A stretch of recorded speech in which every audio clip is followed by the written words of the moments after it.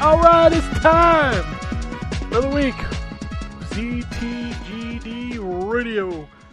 This is episode 737 for March 13th, 2023. And on the show this week we got Anthony. Yeah, I'm here. We got Turds. I'm here too. Oh, I am here too. Did you forget to unmute? I did, actually. I was like, oh, shoot. Yeah, I'm here too. And we got the Wahlberg. It's going to take you another 700 episodes to say ZTGD Radio cleanly. I know, right? Without almost stumbling and saying the other thing. Oh, how many episodes was it before it changed in the beginning? Probably not more than 50. 50? I don't think it was 50. I thought it was like 20. I don't remember how long we were doing it before. I can actually find that information because I think there's a page laying around out there that like has all the old episodes on it, but I stopped updating it. Yep, I found it. Hold on, let me scroll down. Well, you got a Wikipedia page? No, there's no Wikipedia. I told people to make a Wikipedia page, and they never did it. Oh, dude, it wasn't even 20. Episode 20 was the first episode of N4G Radio. Wow. There were 19 episodes of ZTGD podcast. It wasn't even radio, it was a podcast. Right. And then it changed. I'll tell you what the worst part about the name change is like when I go to name files and images for the show, I still put that sometimes and I'll realize it. Like the link was broken for the show like 2 weeks ago, and everybody's like, "Why didn't the show work?" And I was like, "I don't know. The file's there. Oh, it's named the wrong thing. Oh, you named it wrong. Yep. Yeah. Yeah. But anyway, this is ZTGD Radio. I don't know what that other show is. It's whatever. Some bullshit we did for 700 episodes. 710 episodes. Just some bullshit. Some bullshit. But we're here to talk about video games. And we're going to kick it off with Anthony. What's up? Fist of the North Star, Overwatch, Clive and Wrench, moving on. Oh, come on. Wow. You're not going to talk about our fun endeavor we did after everybody left the other night? Oh, yeah, so I should also mention Romancylvania is only for Series X and S. Oh, is it? Shit, dude. My bad. I didn't know that. Me neither. I didn't know that either. I sent him a code because I got one in my... I didn't know that either, actually. Yeah, in my indie games, I got another code, so I gave it to Anthony because I knew he was interested. But he can't play it. Yeah. My bad. Yeah, after Terrence left, Ken and I purposely just started throwing in Overwatch. Pick a bad character. Pick a character you're bad with. That's in quick play, mind you. We were doing it as a cop. We basically pick our worst character and play until we got an alt and then swap. And we almost won a game where they had a very sweaty Doomfist. Yeah, they had to. We had that point right at the end. I threw a bob out. Yeah, it was a good time. Yeah, it was pretty fun. Sometimes when you get a little mad, do that, and it's kind of fun. Yep. All right, well, Terrence, why don't you actually talk about video games since Anthony don't have no video games to talk about? Okay. Well, I'll talk about Romancylvania. So this game is wild. So it's if you can't tell from the name, it's a Metroidvania game. But the premise of it is not going to slay, Dracula or going to kill, Mother Brain and stop the Metroids. It is to find Dracula love is what you're trying to do. So basically you want to be Dracula and slay. There you go. That's exactly it. And so the game lets you pick your Drac at the beginning, right? You could pick a male or a female one. And it has a crazy cast of characters as far as, and I haven't even met them all yet, because you have to find them, and this is part of the problems of the game, which I'll go into in a second. You have to find them in the castle, throughout Dracula's castle and stuff. The ones I've met so far is Brosifer, who is the devil, and he just walks around with his dick out. I don't know. I guess because he's the devil, he's like, you know what? Fuck it. I'm gonna have my dick out. But that's what he does. Wow. So as he's walking around, it's like, blurred out, like the little pixelated thing you do for nudity or stuff. Like that's him. Every scene he's in, he's just. Is it censored or is it just like? No, it's censored. You can't see it. It's censored. I was gonna say it's like pixelated. Yeah, no, it's censored. So it has little censor, but you just know, like you're like, okay, like I mean, you could see like that's a dick. You know what I mean? Like you could see, yeah, there it is. Yeah, it's a fucking Watchmen all over again. That's how he walks around. And I don't know. It's funny. So you're trying to find him love, and you don't have to. And the game tells you, you don't have to. And I guess that's being, sensitive or fair to those people that are not heterosexual. So I mean, you can go after, Brosifer if you want to woo him, and you're the guy Drac, which is cool. But it also tells you like you don't have to necessarily be romantically attached with them. You could just become friends with them, and there's benefits in the combat and different stuff that you get by befriending some of them. The other one that I met was the genie. I can't remember her name right now. But she like has like a half cut T-shirt on and is very. I've seen the artwork for this game, so yeah, I know where you're going. Okay, yeah. So it's and her personality is very. I was going to say white girlish, but that just sounds kind of. But if I say that, you know what I mean, like the kind of like snobby like girl, like like she's got an inflection. Yeah. I would like that edited out. I clipped. Thank you. Look, I give you one per episode. I give you one thing per episode you can clip out for me. But anyway, so the that comedy, one isn't even that. Hold on, just be clear. That one isn't even because you said something funny. I legitimately can listen to that and laugh again. Oh wow, okay, fair enough. But no, so the writing of this game is really good. Like the banter and the comedy and stuff is a lot of fun. The combat is okay. I wouldn't play this if you're like, oh man, I just love Symphony of the Night, and this looks like a funny Symphony of the Night, and I love the combat. No, it's not going to be like Symphony of the Night. It's very basic. Like that white girl. Like that, exactly, like that white girl.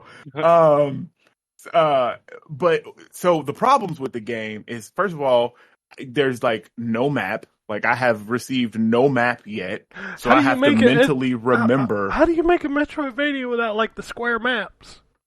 Bro, that's what I'm saying. Like I'm over here trying to remember where all the stuff is because it's huge. Like so, it's Dracula's castle. The only game that I can think of that's a Metroidvania that doesn't give you a map and there's a purposeful reason is Hollow Knight.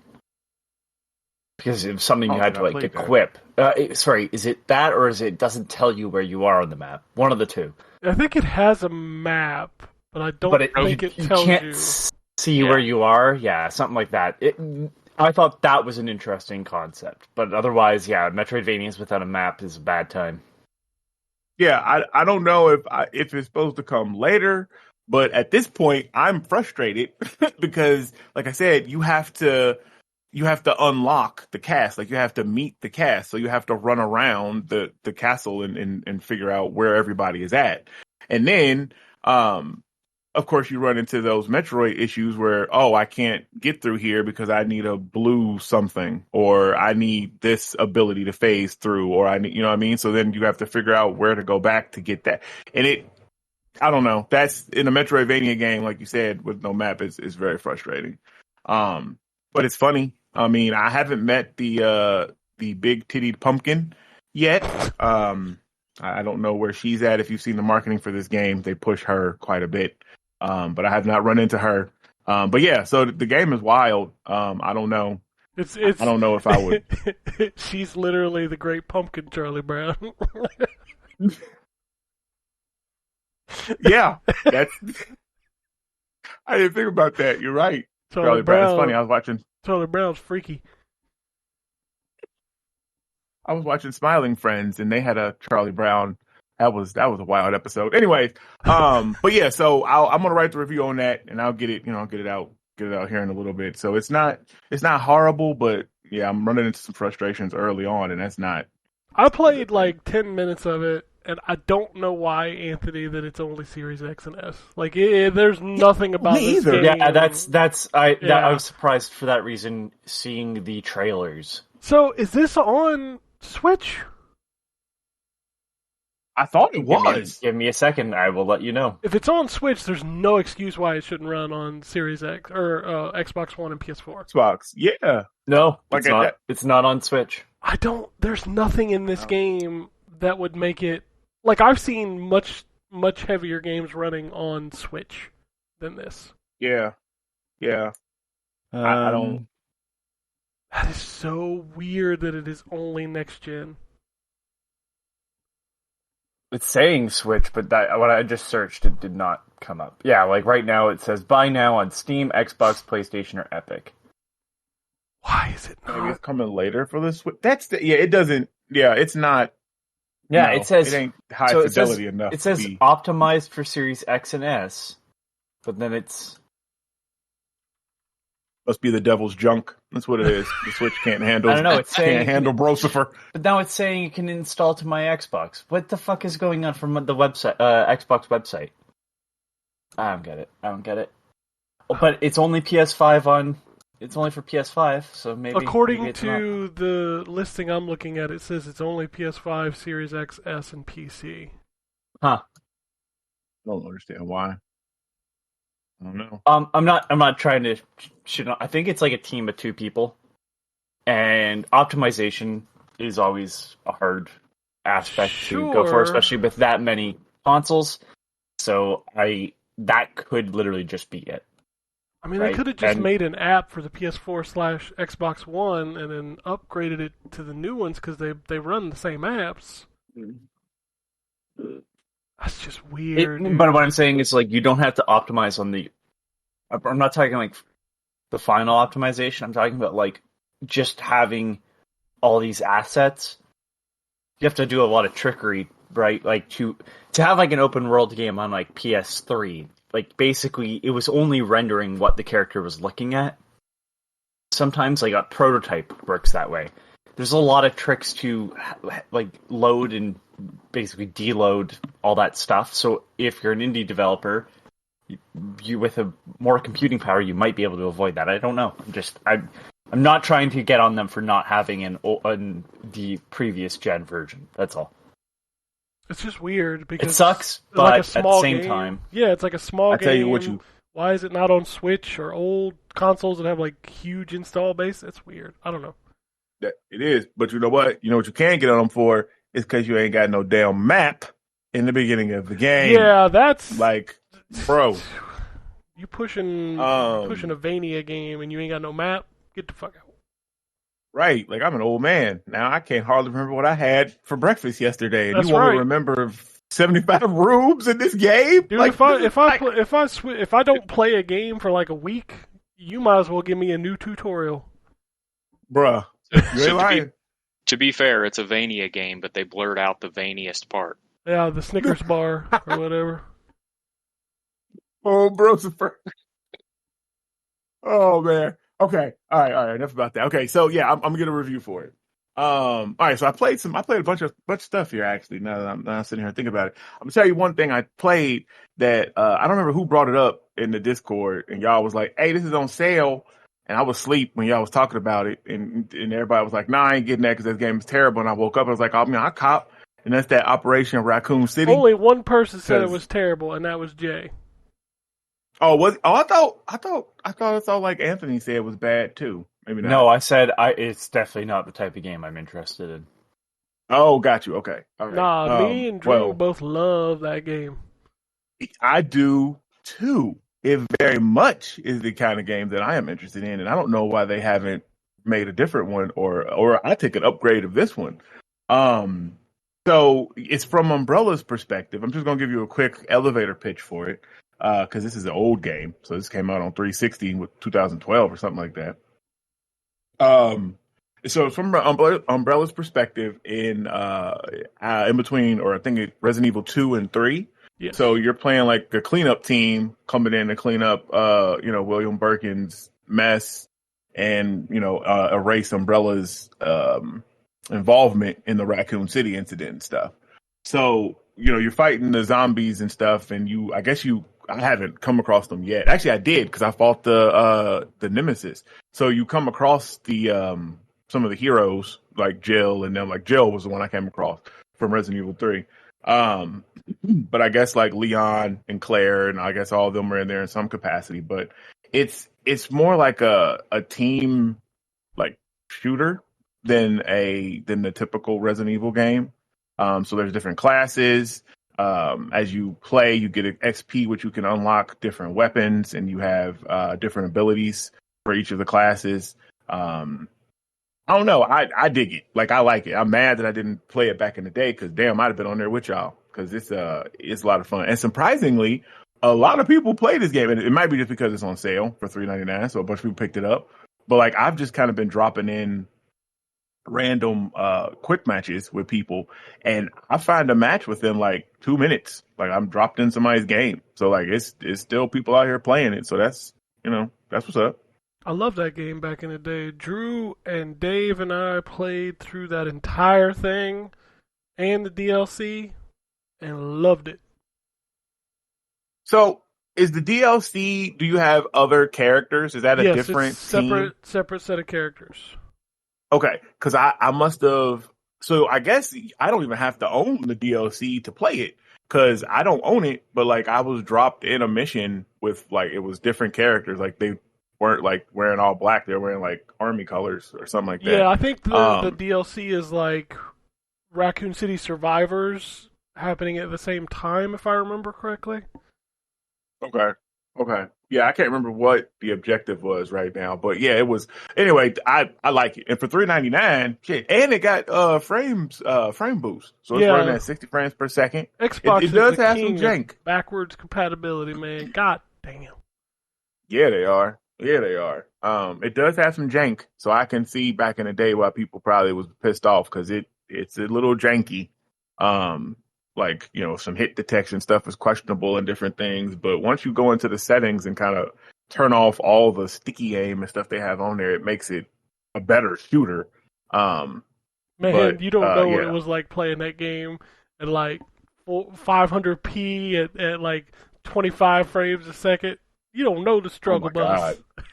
Listen, I can imagine. Oh man, I can imagine. We didn't know no better. So the one. No, you didn't. Not back then. But the one thing I do dislike about it is I hate those games, and I'm glad they've kind of gotten away from that, where they have the cover-based system, but there's no cover button. You have to, like, run into the wall, into cover to go into it. Because sometimes it works, and sometimes it doesn't. Harris, let me tell you about a glorious game that's brand new. It's called Wanted Dead. Oh, they did. Oh, what's that about? The cover-based mechanic that you just run up to the wall and then the cover disappears. Okay, so that game sucks. They just took that to a different level. Lord. Okay, I'm waxing poetic about this old ass game. Okay, anyways, some new stuff. I played Metroid Prime Remastered. I put a little time into that. So good. So good. Like, this is my first time actually playing that game for real. And just, I don't know. I played it like the opening bit back in the day on the GameCube, but seeing like the graphics and all that stuff that they've upgraded in this, like, man. How many times do you talk about a Switch game and go, God damn them graphics? Right? And I find myself saying that, like, going into like a new area and seeing it, I'm like, God damn, look at this. Yep. I mean, it's a Switch game. Like, it's a GameCube game, man. Come on. Yeah, that is what that is. Like, it's impressive. But keeping with the Switch theme, I also I picked up Splatoon 3 finally, and that game is just, man, that's a lot of fun. I know you don't dig Splatoon. I know Ryan plays it, man. It's a lot of fun. Yeah, it's great. I haven't messed with the story bits. I'm going to this time because with 2 I kind of dabbled with it, but I did most of the stuff with just multiplayer. But I'm going to actually play out the story, the single player stuff in this one. But yeah, it's the little improvements and stuff that they've made is definitely welcome. Like I'm all about that series. That's what I play. I played Overwatch with y'all. I mean, this is the usual suspects. Played some Fortnite because the new season started. And I'm probably missing something, but yeah, that's it. I'll move on. For real? Am I missing something? What Did am I you missing? did you not play the demo? I don't. Oh, yeah. Oh, I figured other people's gonna talk about that. But yeah, the Resident Evil, the 4 demo. Yeah, I played that. Actually, that sold me on because you know what? Because I played through it once and I got killed by the chainsaw dude, and I was like, man, I ain't even go back into it. I was like, I'm gonna buy it. I'm not even gonna play this no more. I'm good. I'm sold. They got me. And this comes from because I have bought that game. Every system, which I realized because you sent something in the chat yesterday that it's on sale on the Wii U store or something for the last time or whatever. The Wii U shop's closing, so like every game is like $3 or something. Okay, I looked at that and I almost kind of told y'all, which I'm telling you now, like that's the only system I guess I don't own Resident Evil 4 on, so I guess I'd have to buy that. But I own it on everything else. And even VR, like on Quest, and I said that was the last time I was going to buy it because it's incredible in VR. Oh my god! But playing that demo because I saw the videos and stuff, I was like, yeah, it looked good, but damn, I done played this story so many times. Cool. Oh boy, that demo is so good. You can't buy it on Xbox though because it runs 3 frames per second slower than the PS5. I didn't know. That's right. Well, damn it, I didn't know that. Okay. Yeah, that was the internet PlayStation. story this week. Is like Xbox guys are canceling their pre-orders because it doesn't run as good as it does on PS5. I'm like, and I look at the video, and it's like one's running at 57 and one's running at 60, and I'm like, y'all get the fuck out of here, man. Like, I don't know, Digital Foundry. I'm not even gonna go into a rant. There's so many pluses to the stuff that they put out and that they reveal and show people because I know that people are interested in that. But man, the stuff that ignites the stupidity in some of these folks. 3 frames, I'm canceling it. No, fuck this game. It should not run better on the PlayStation. It should run better on the Xbox because of tools. Right. Shut up. Right. I'm gonna be on my Xbox killing me some I can't remember what they're called. Guados? I don't remember what they're called them for. They're not zombies. I know that. Las Plagas. Yeah, the Las Plagas. Las Plagas. There it is. Yeah, that's where I'm gonna be. Like you shoot them and like some tentacles sprout, and it's fucking crazy. Yes. Oh my god, it's so good. Like Leon's roundhouse. Oh my god. Like I got super hyped the first time I did it and knocked down like 4 zombies, and my daughter is like, "What is wrong with you?" And I'm like, "You don't understand. Leon's roundhouse. That's an iconic kick right there." That's right. Leon got that roundhouse, bitch. Oh man, I'm on it. I pre-ordered it. Like I wasn't going to because I was going to stand fast, but that demo sold me. Like I didn't even need to finish the demo. Like I played it up to the point where you jump out the window of the house. I'm like, all right, I'm good. I don't want to see no more. Jesus, and that, you know what? That was the first because I was walking through there and I'm like, damn, I don't remember this dude's house being this big and having all these rooms and stuff for this scene. Like that was kind of nice. So it's not going to be. And I knew they were going to make some changes. So it's kind of nice that it won't be, we won't have, be expecting the same stuff because I've even played that game so many times. Lord. Yeah. So yeah. I'm pumped for this game. I can't wait. And it's only a week and a half away. Oh my God. Is it? Oh my God, it is. Yep. It's the 24th. So many games. Yep. So many games. Deceive Inc. I played the beta for that because that comes out on the 23rd, and I want to play that. I like that. That was fun. So it's a spy real quick, and then we'll move on to somebody else because I'm talking a long time. So it's a spy based game, and the objective is you have to hack these vaults and make it out with, some dossier, whatever, some briefcase.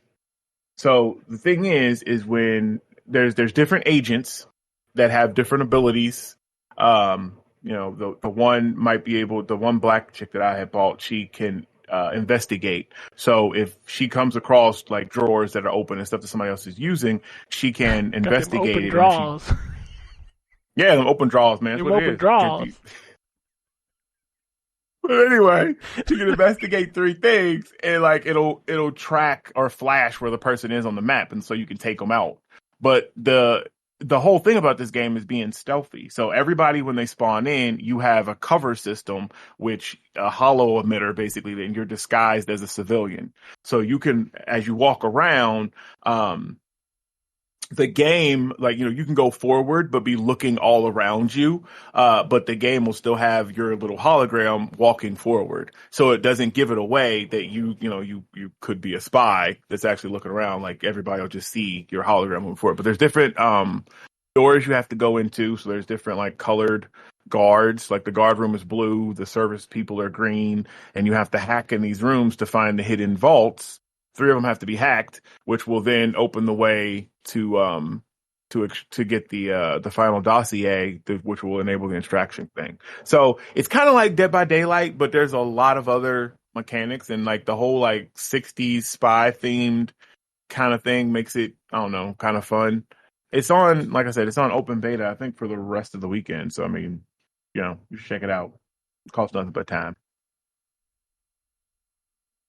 That's all I got. That's it? Yes, that's it. I'm done. All right, we'll move on to the Wombat. All right. So we'll hit some quick hits here first before I get into the big one. So I played some NBA 2K23 as usual because I just kind of play that all the time. I started Dragon Quest VI, but I'm only, I don't know, probably an hour and a half, maybe 2 hours into that, so not early enough yet to really talk too much about other than to say it's Dragon Quest. It plays and looks very similar to 4 and 5, but I'm looking forward to going into that. Story on that is intriguing, I'll say, so far, even though I'm super early in, so excited to invest a little bit more time in that one. And then let me think for a second if I played anything else. I didn't play any more Wo Long this week, although at some point I would like to go back to it. Yeah, I think that's it. So the big thing that I played is WWE 2K23. We're allowed to talk about that, right? I am. There's some things I'm not allowed to talk about. Okay, so you read the stuff I didn't read. Cool, good. I did, yes. There's some stuff I'm allowed to talk about, and there's some stuff that I am not allowed to talk about. The stuff that I'm not allowed to talk about is stuff that I would not talk about anyway. But it's, yes, embargo coverage shall not be distributed prior to Monday at 7 a.m. Eastern. So as long as you put the show up after 7 a.m. tomorrow, we're good. Okay. I'll make sure not to upload it tonight and get us all in trouble. Yes, please don't. So WWE 2K23 is actually pretty good. I haven't had any of the like super glitches that you usually get, which is great, but also a little sad.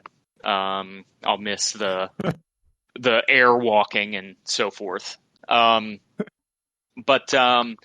it plays very similar to last year's game without the glitches. So, and that's a good thing because last year's game played pretty well. And so just to give everybody sort of the rundown, you've got a light attack and a heavy attack, and you've got a grapple, and then you use the light attack and the heavy attack and a direction within the grapple to do different moves. Defense is big, and actually even bigger this year, it feels, than last year.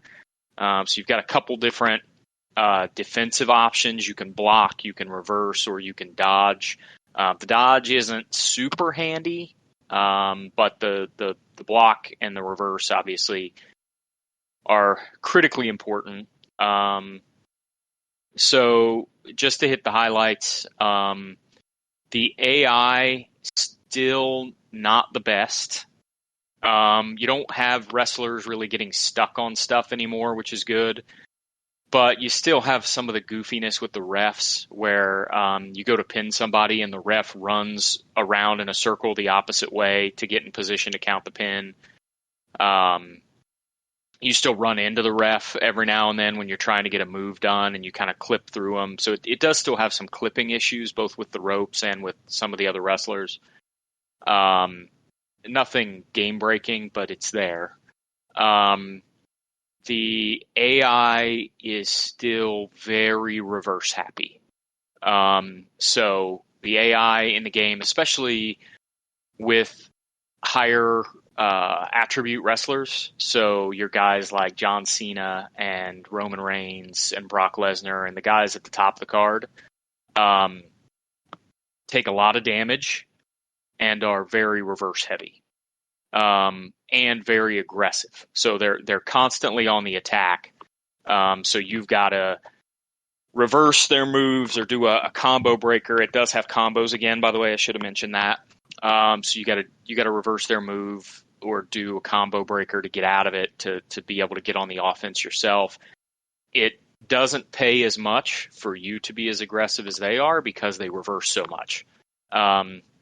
So that I'm not a super huge fan of. The good news is, Anthony posted the spinning around referee thumbs up. None of that this year, at least not that I've seen yet.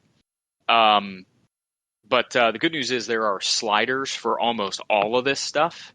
But I have not even started to get into moving those sliders around to see how it affects the gameplay. But there are sliders for just about every category of reversal. So if you want only finishers to be reversed less or signature moves, you can change that.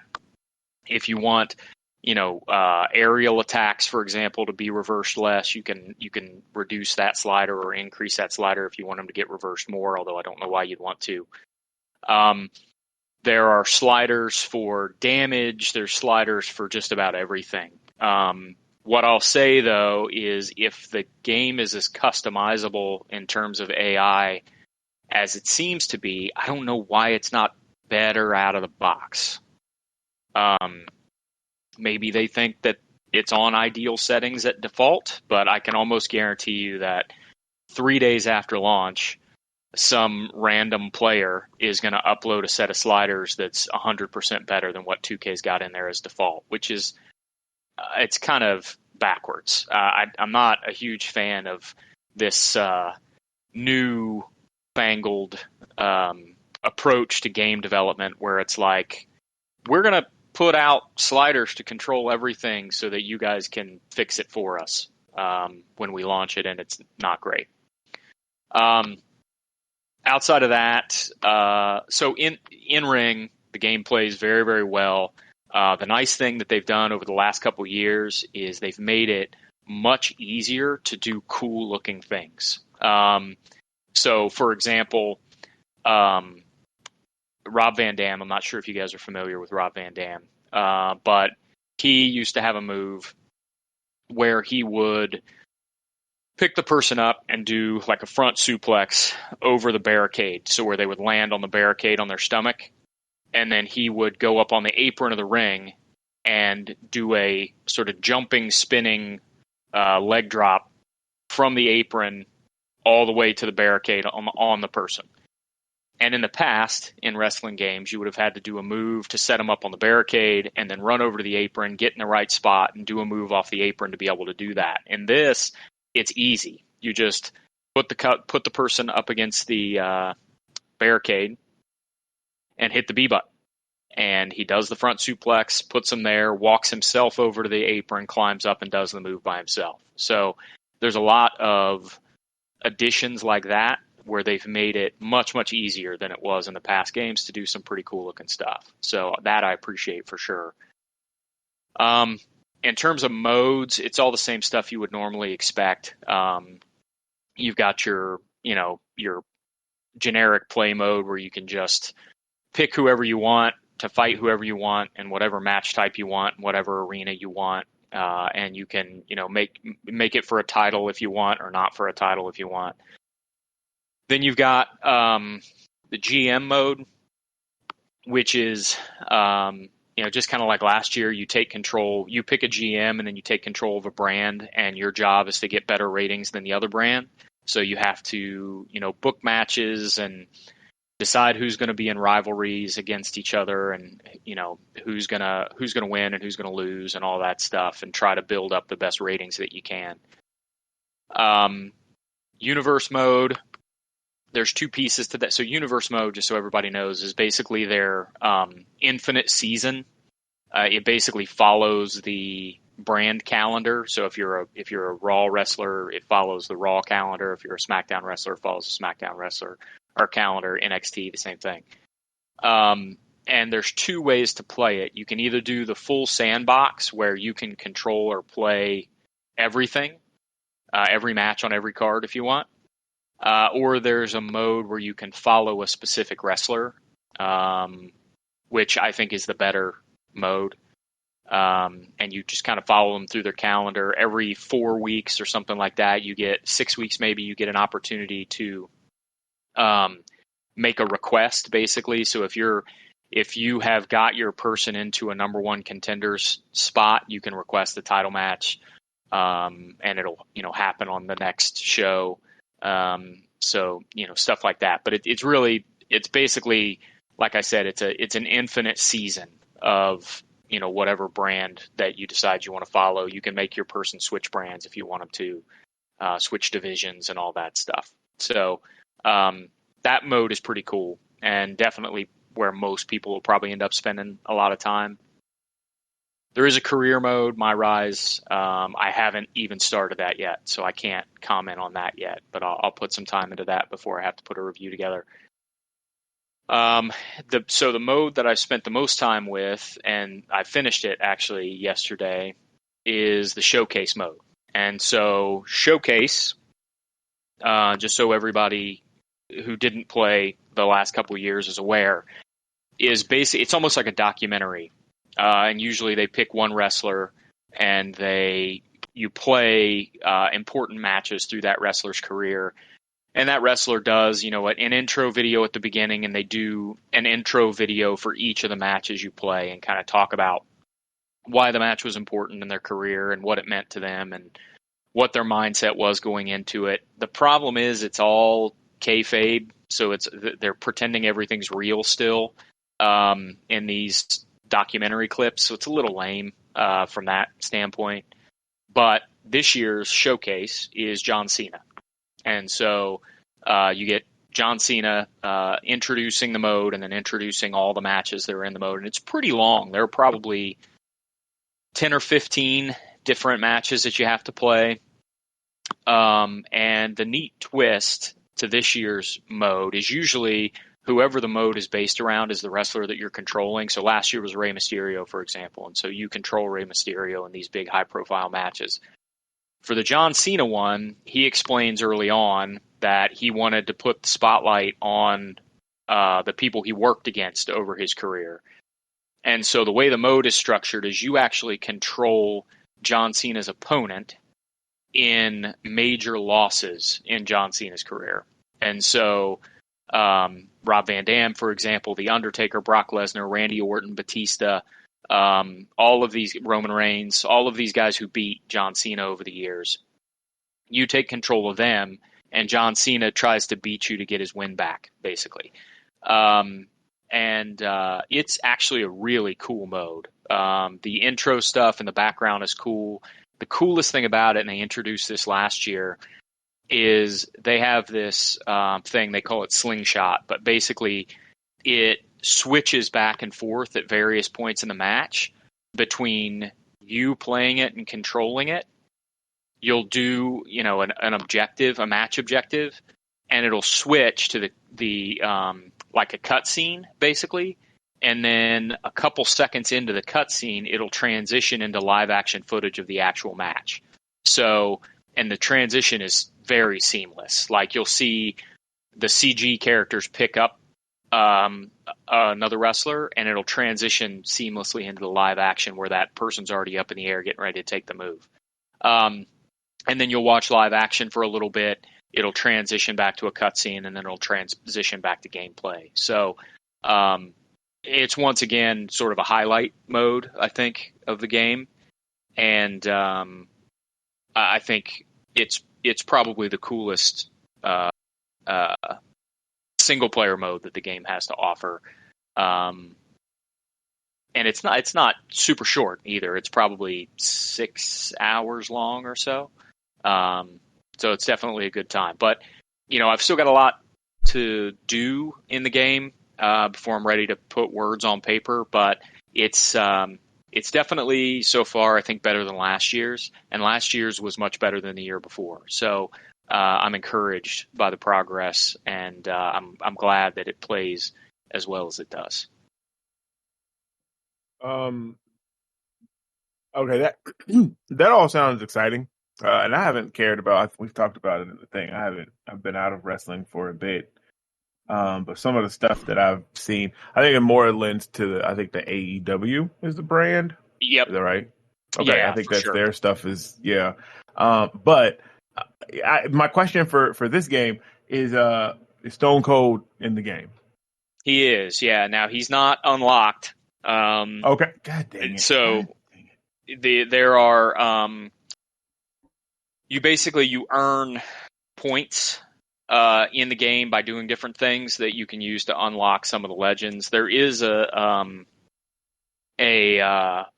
version of the game you can buy that has everything unlocked for you. But if you don't have that version, you have to unlock them by earning points. But you get to choose which wrestler you want to unlock first using the points. So you could unlock Stone Cold at the beginning if you wanted to. Okay. Okay, that's cool. Okay. Yeah. So, yeah, and and he plays well too. So, yeah, that's basically it. I'll have a review ready soon, but definitely much better than 2020, and even better than last year's, which was already pretty good. All right. Anything else? Nope, that's it. All right. I'll wrap this up. So we'll start with the things I couldn't talk about last week, which was Fatal Frame, Mask of the Lunar Eclipse, and the Outer Worlds Spacer's Choice Edition. I've heard it's very much in brand with the Spacer's Choice. Oh, this is the Spacer's Choice. Yes. So I like what a absolute failure of marketing. Yeah. So man,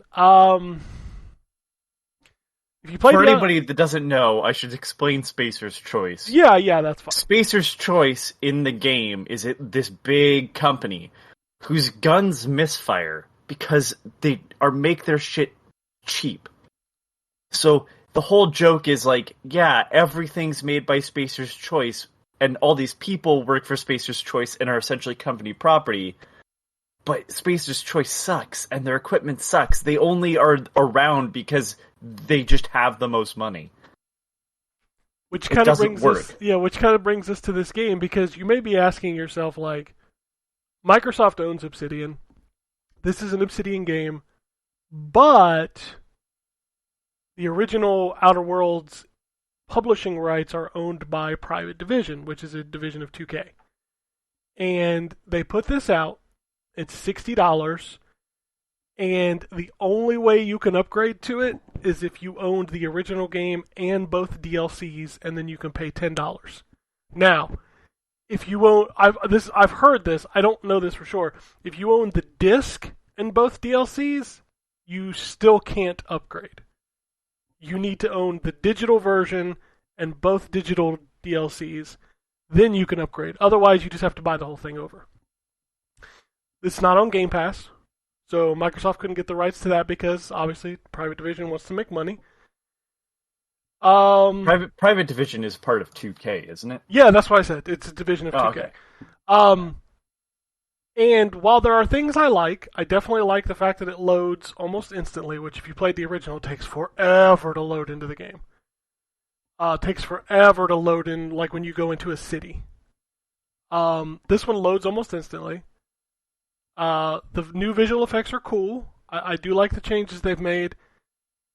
What the hell happened to the frame rate? Like, sometimes it'll be nice and smooth, and then it'll just hitch and hitch and hitch, and you're like, this is a 3-year-old game, almost 4 years old at this, because it came out in 2019, I think.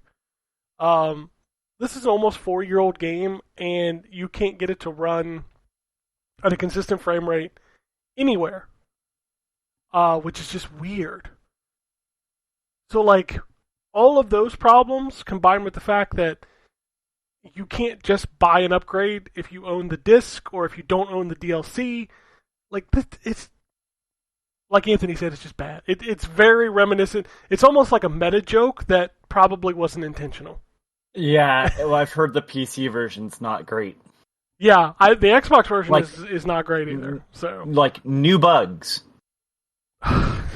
Like, as much as I shit on Bethesda for still having bugs in their game, at this point they're pretty minimal, like, because they haven't released a game in a while, and I'm talking about Bethesda made games, because this is clearly the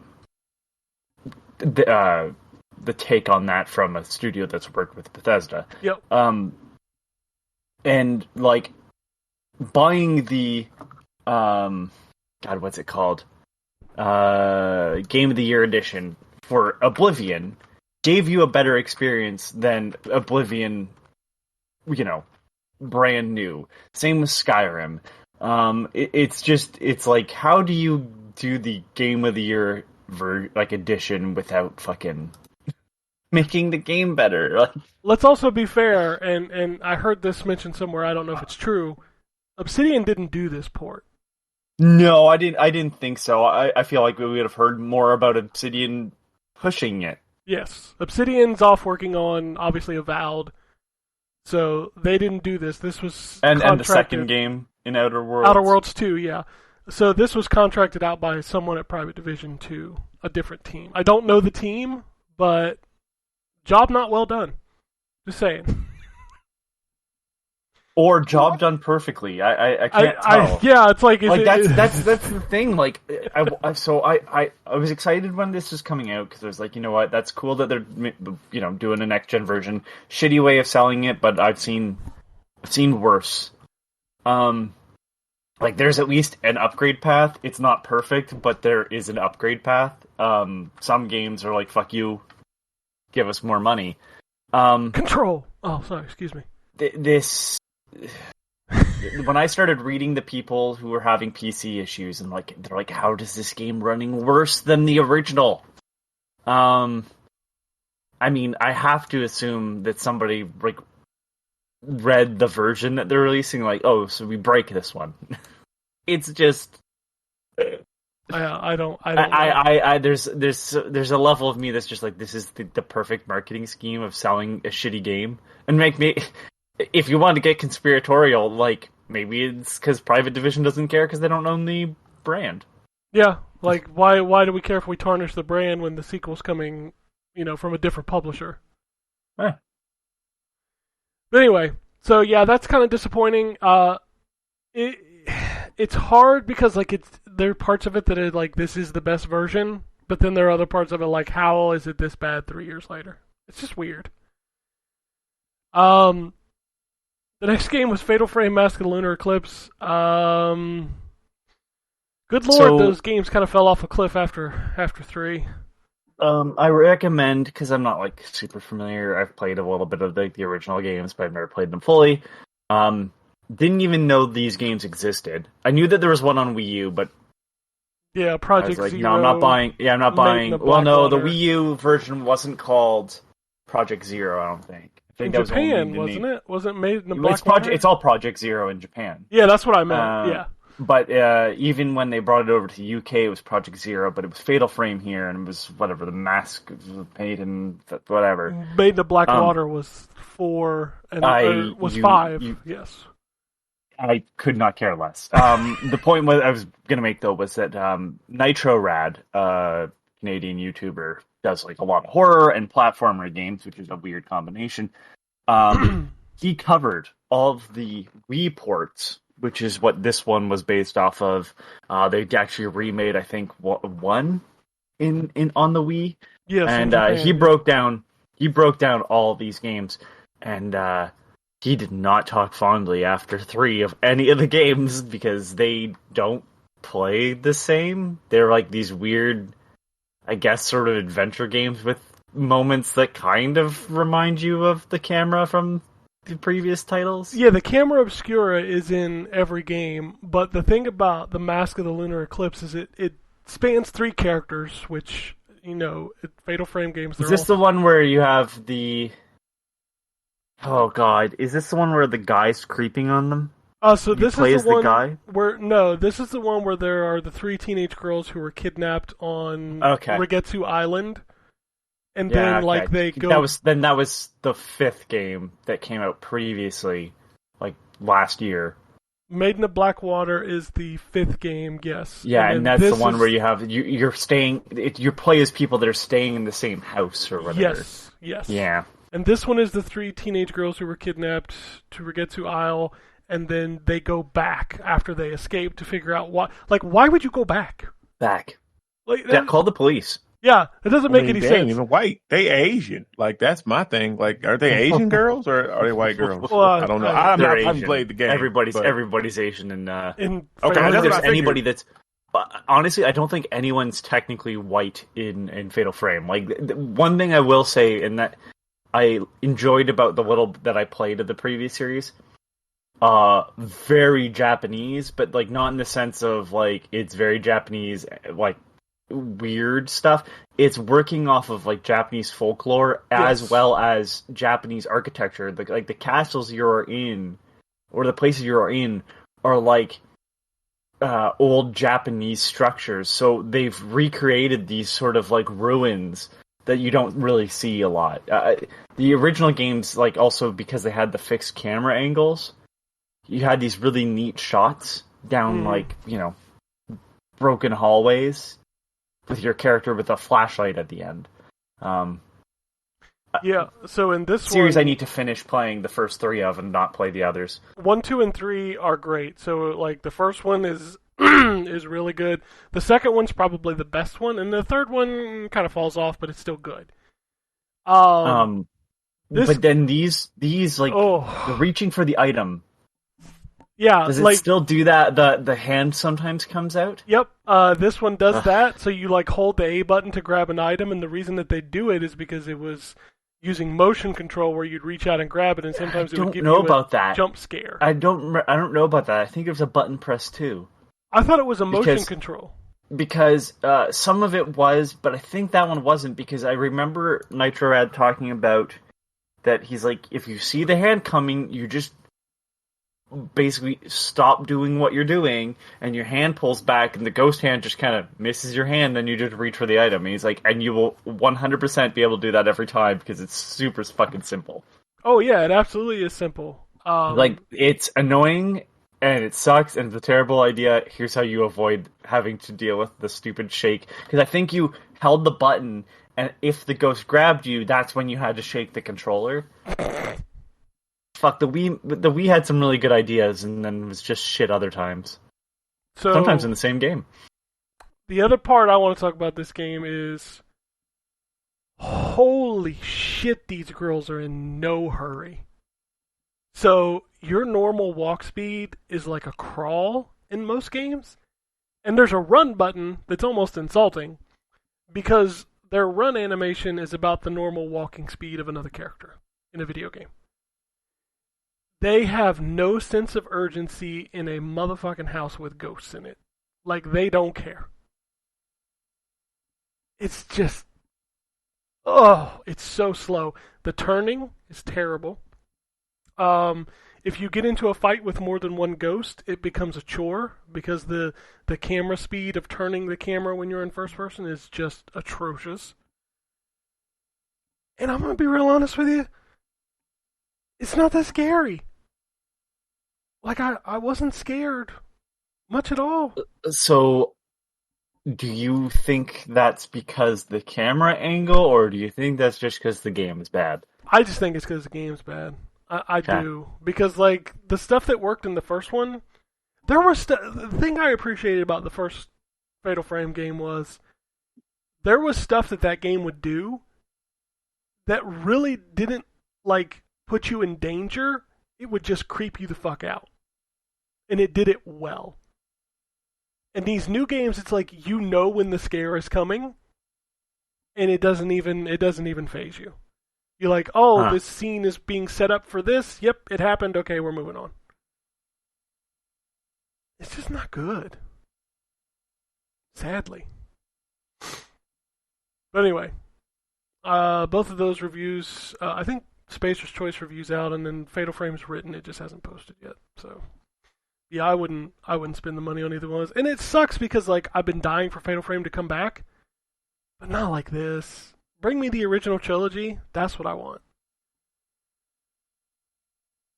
I think it's because these ones are easier, probably, to port. Most likely, but how hard is it to port, like, the original? Like, you ain't got to do nothing to it. Well, what I'm saying is they probably have the assets for these still. Yeah, that's fair, because they're relatively newer. Who fucking published the original Fatal Frame? That's the other thing, too, that maybe the publisher has some control over the original series. It was Tecmo. Is it Tecmo? Yeah, Tecmo published the original. Okay. All right, because... Hold on, you know why? It's because Tecmo, at the time, wrote their fucking... it says Tecmo, and then it was like a slash, and then it said 100% games. I remember that. I'm glad they fucking dropped that. We just dropped Terrence. I don't know where he went. I'll go through the indie games real quick, because I want him here when I talk about the other big game I started playing. So the indie games, Zombie Derby Pixel Survival.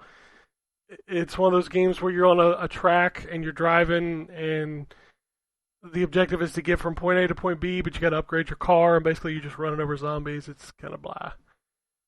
Scions of Vega is a first-person adventure game where, like, your sister disappears in the woods, and you've got to go, like, search through the woods to find her. It's just like a first-person, just kind of like adventure game. It's fine. Super Arcade Racing is a top-down, like racing game, like an RC Pro-Am, but not from the angle, just from straight top-down.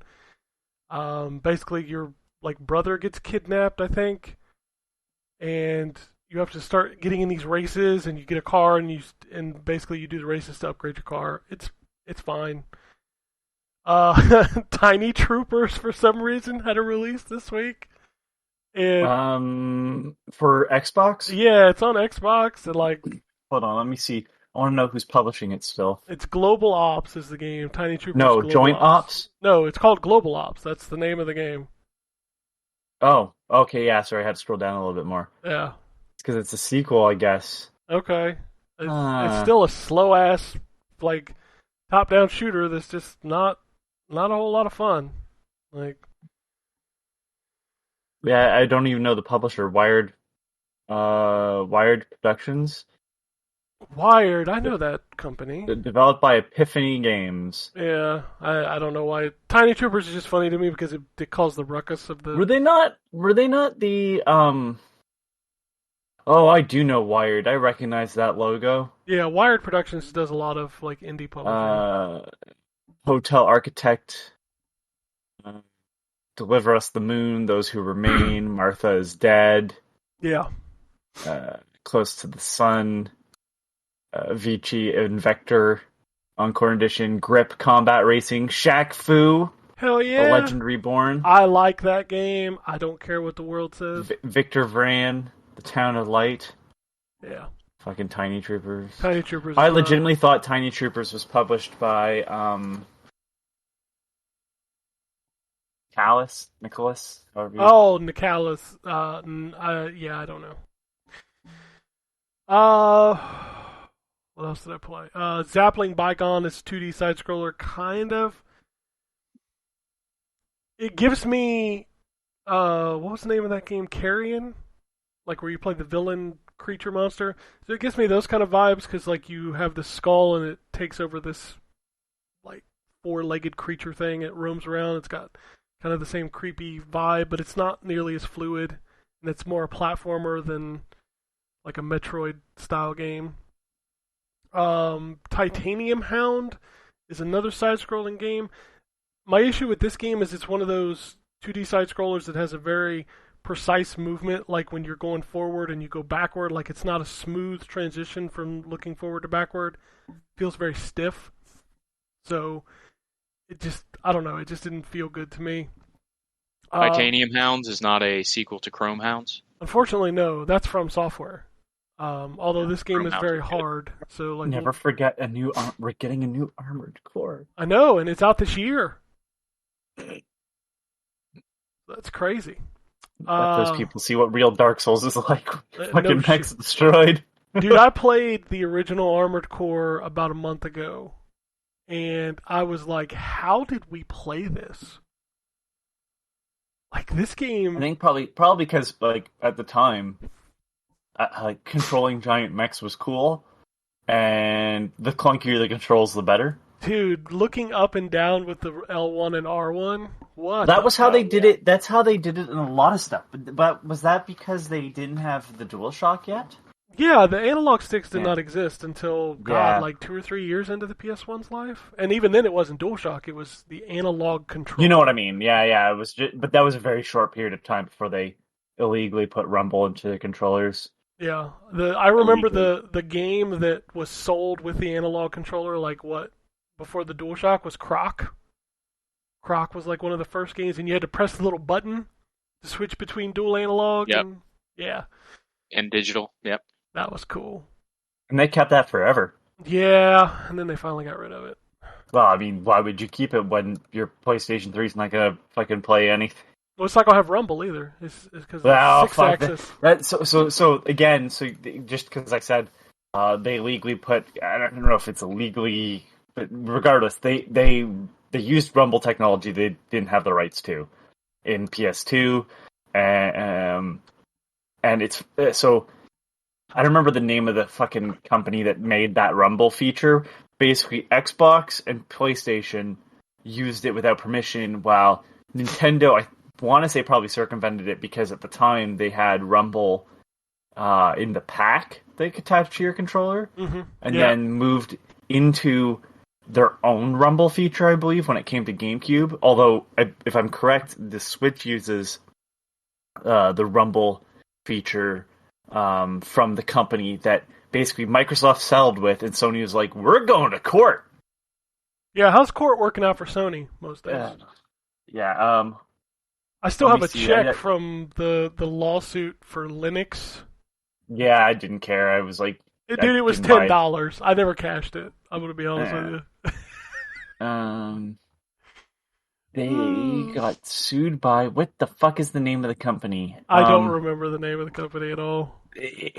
As soon as I'll say it, you go, oh yeah. Oh, I'm sure I know it if you say it, but I don't remember it.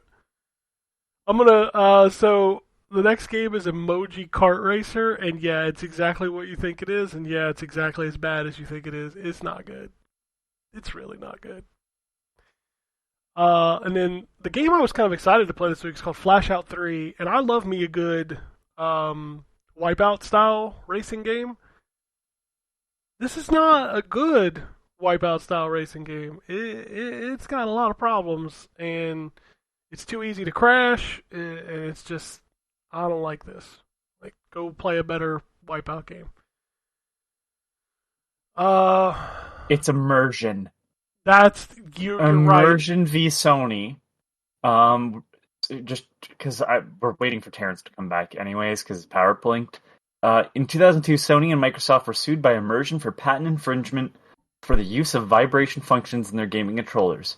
And then I'm not going to read out the patent numbers, but basically, Nintendo was not involved in the case, as the technology used in the Rumble Pack and GameCube controller and subsequently the Wii Remote is based on a different design for which Nintendo holds the patent.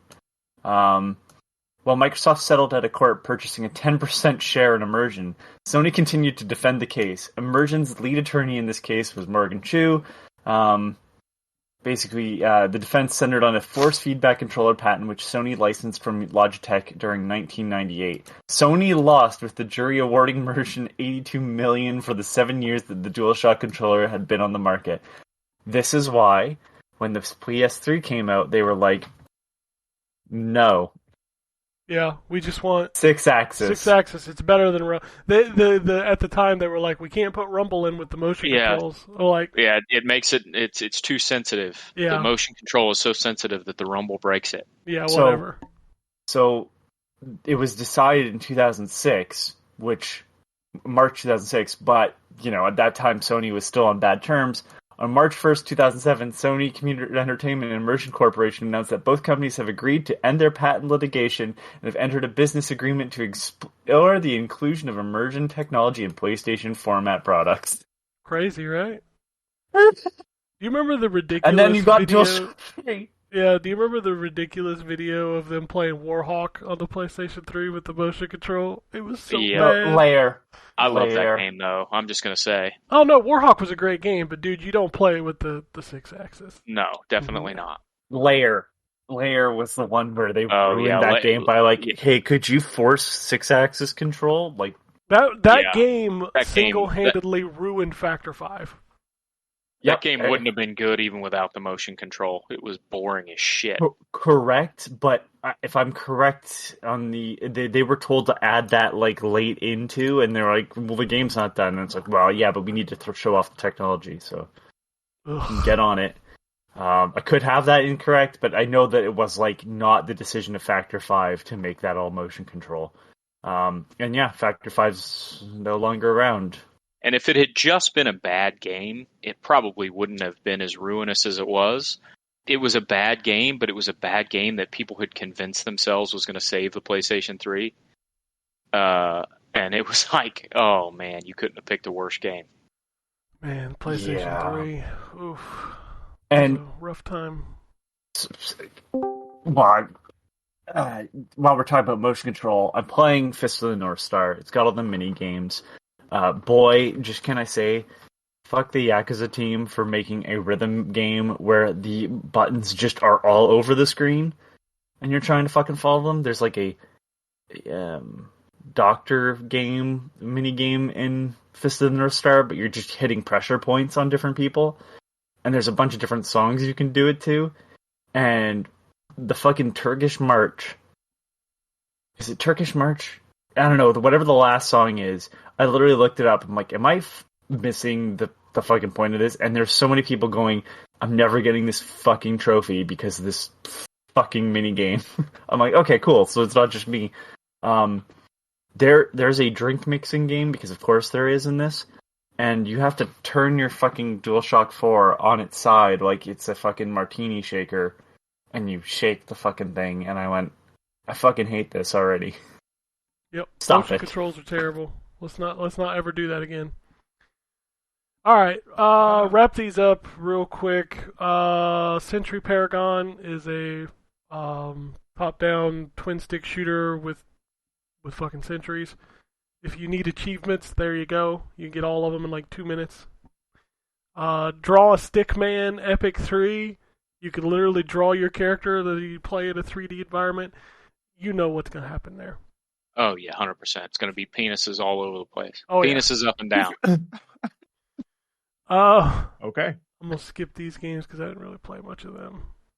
And then penises as far as the eye can see. Indeed.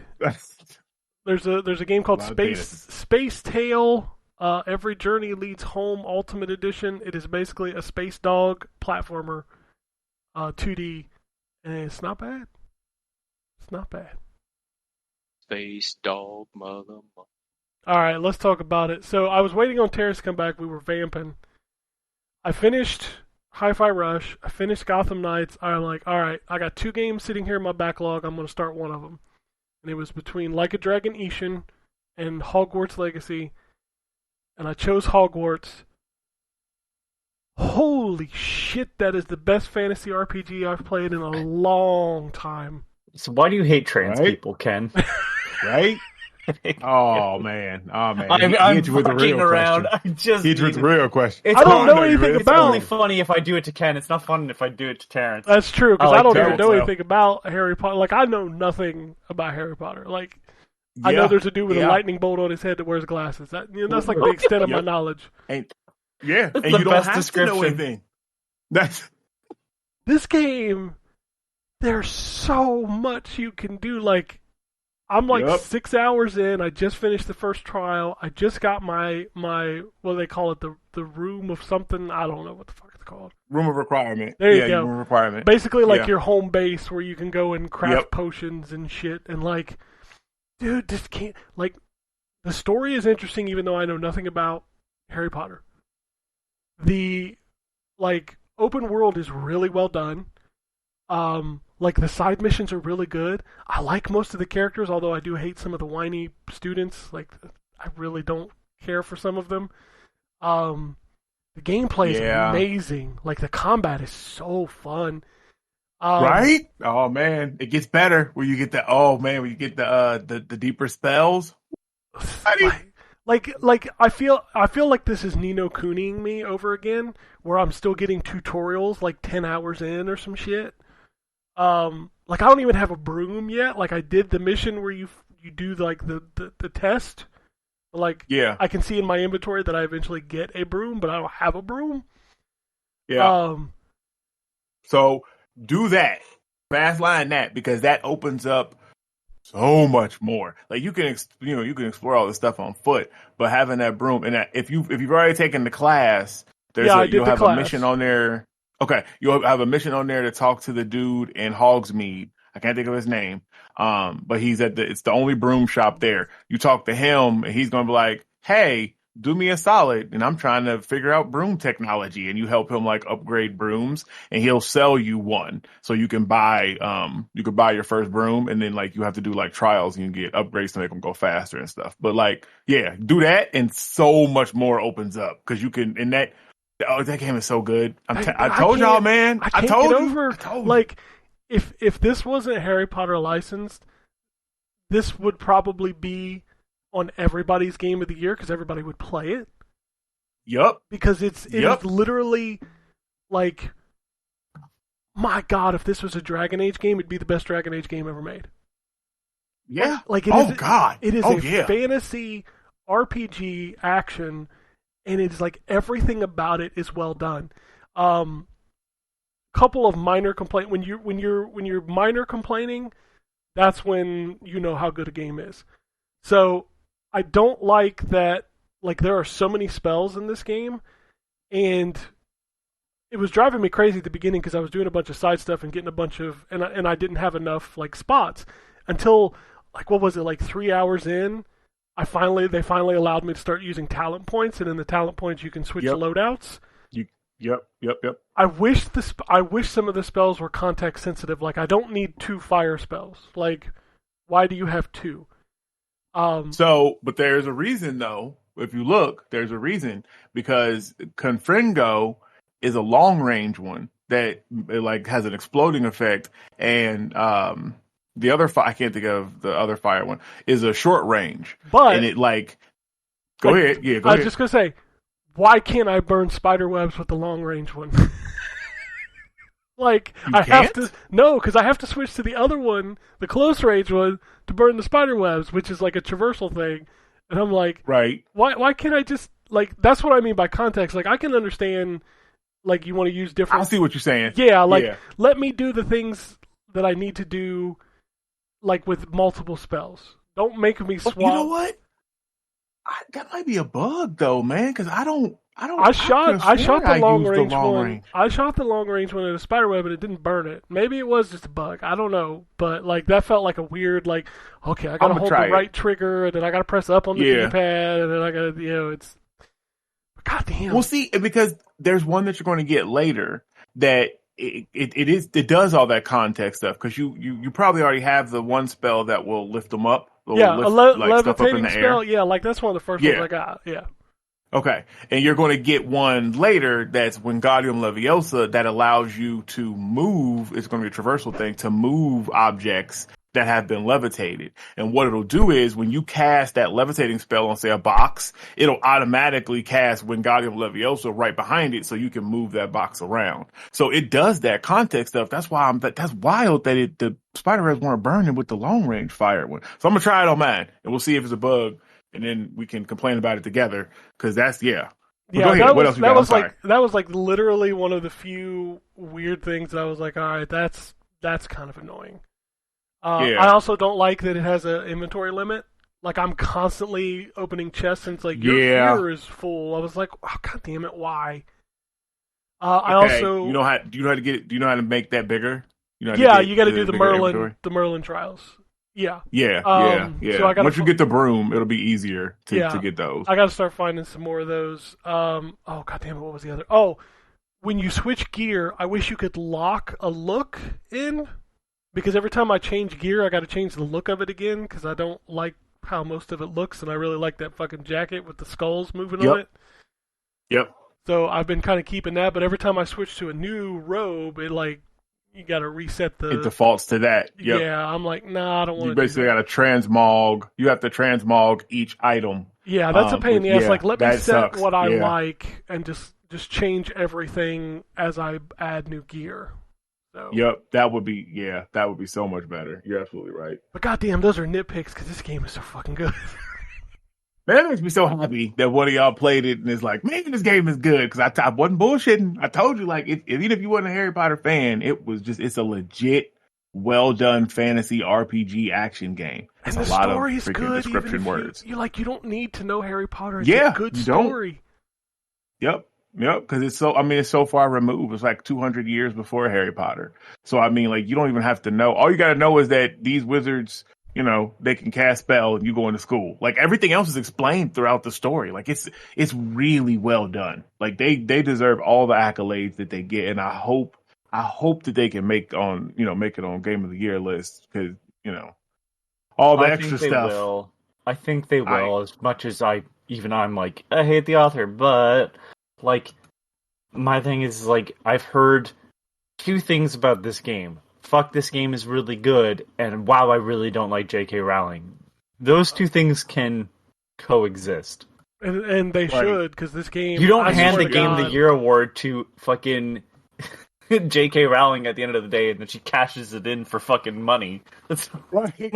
For Wizard Node. Yeah, like, you know who wasn't on the stage when Elden Ring won Game of the Year from the Game Awards? Well, they had some random kid up there. But they didn't have Game of Thrones dude. George Railroad R.R. Martin. Yeah. That's because he was off writing that book, the next book. It's like he's been off writing that next book for a while now. He's put off writing that next book. I can't get over this. Like, this is one of my most favorite games I've played recently, and I had zero interest in this game. That makes me happy. Yeah. I know I said this before. The original the first two PC games are fantastic, like Zelda sort of like games. Lots of secrets. It was really interesting exploring the castle. I loved those first two games, and then as the series went on, they tried to be they ended up being a little bit more generic, and I think the last ones were just literally like it was just cover shooters movies. Though. Like, I'm pretty sure the last two games, because I don't remember if they did two games based off of like the last movie or not, but like I recall at least the last one is literally just straight up Gears of War. Oh shoot! I don't think I think I stopped playing. I mean, it's at that point because it is. I get it. It's a battle. Like, it would be weird to be like, guess what? Voldemort's here.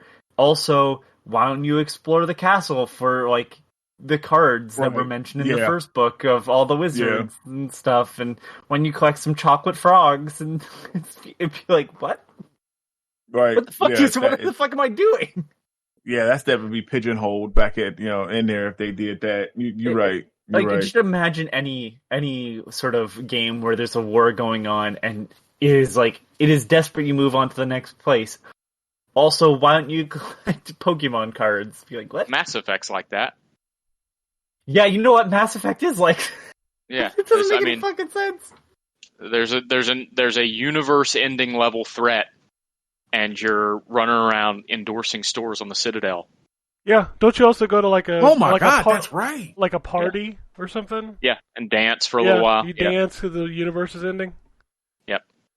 Oh, I love it. No, Yeah, that's a every single, well, not every single, almost every single RPG that's ever existed is like that. Oh yeah, Hogwarts does that too. Because like I just started the trials, and like the dude's like, time is not a luxury we have. I'm like, but I'm gonna go fly through some rings on a broom. Yep. Yeah. That game definitely does that. So yeah. Oh man, it's so good though. I get excited to play it. Like I said, I'm 6 hours in. I just did the first trial. I've got like a laundry list of side missions that I need to go do before I can. Because like my next mission's like, well, you need to go learn some more shit. I'm like, okay, I'm gonna go learn some more shit.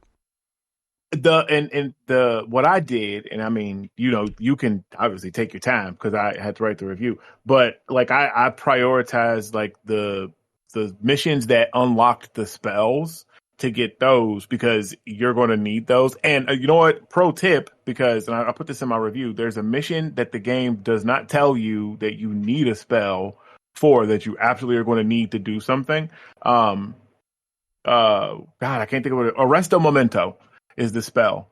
So when you see the mission, and it'll show on the list like what you got to do and what the reward will be, when you see that pop up for the reward, absolutely do that as soon as you see it, because you're going to need that for a story mission, and the story mission doesn't tell you that you actually are going to need that to get through something. God damn, there's so much cool shit in that game. Like when the little girl, the girl on the lake was like, you can go dive in the water. I was like, you can swim? You just fucking go swim? Yep. I'm like, this is rad. Yep. Like, this is so cool. I'm telling you, get the broom and go explore. There's so many towns and Why caves. the fuck would you want to swim in that fucking lake? Because there's shit out there. Said. There's shit out there, though. Like, no, Terrence, listen, I only ever watched up to like the 4th movie. Right. There's some shit in that lake. They show it during the broom mission. Like, you see it pop up out of the water. The Kraken. I'm good. Yeah. I don't like... Okay, whoa, that is not what I was thinking of. I was thinking of the fucking fish people things. Oh yeah, the mermaids. Yeah, fuck that, man. Fuck that. Yep. No. Also, that lake is awful. Can you talk about, like, so this game, like, you can always tell when a game is expensive, like, to make. There's shit in this world, like, I think I was going through a tower yesterday, and there's just, like, a cup of tea sitting on the table, and, like, you can interact with it. She just picks it up and starts drinking the tea. Like, you could skip rocks. Like that. You could skip rocks in the water. Like, there's no point to it. It's just there. No. Yep, that's what I'm saying. It's a role player's dream. Like, God if you want to go in there and role play. Does it really? Yeah. God of War. I haven't played the new one. Nice. This game is so good. It's really good. It's really good. I can't believe your son's playing this, right? Yes, he is. Yeah. Although I don't think he's played it in a little while. He's gotten distracted by other stuff. But he was liking it. Yeah, he was liking it for sure. I can't believe that I love something in the Harry Potter universe. It's just weird to me.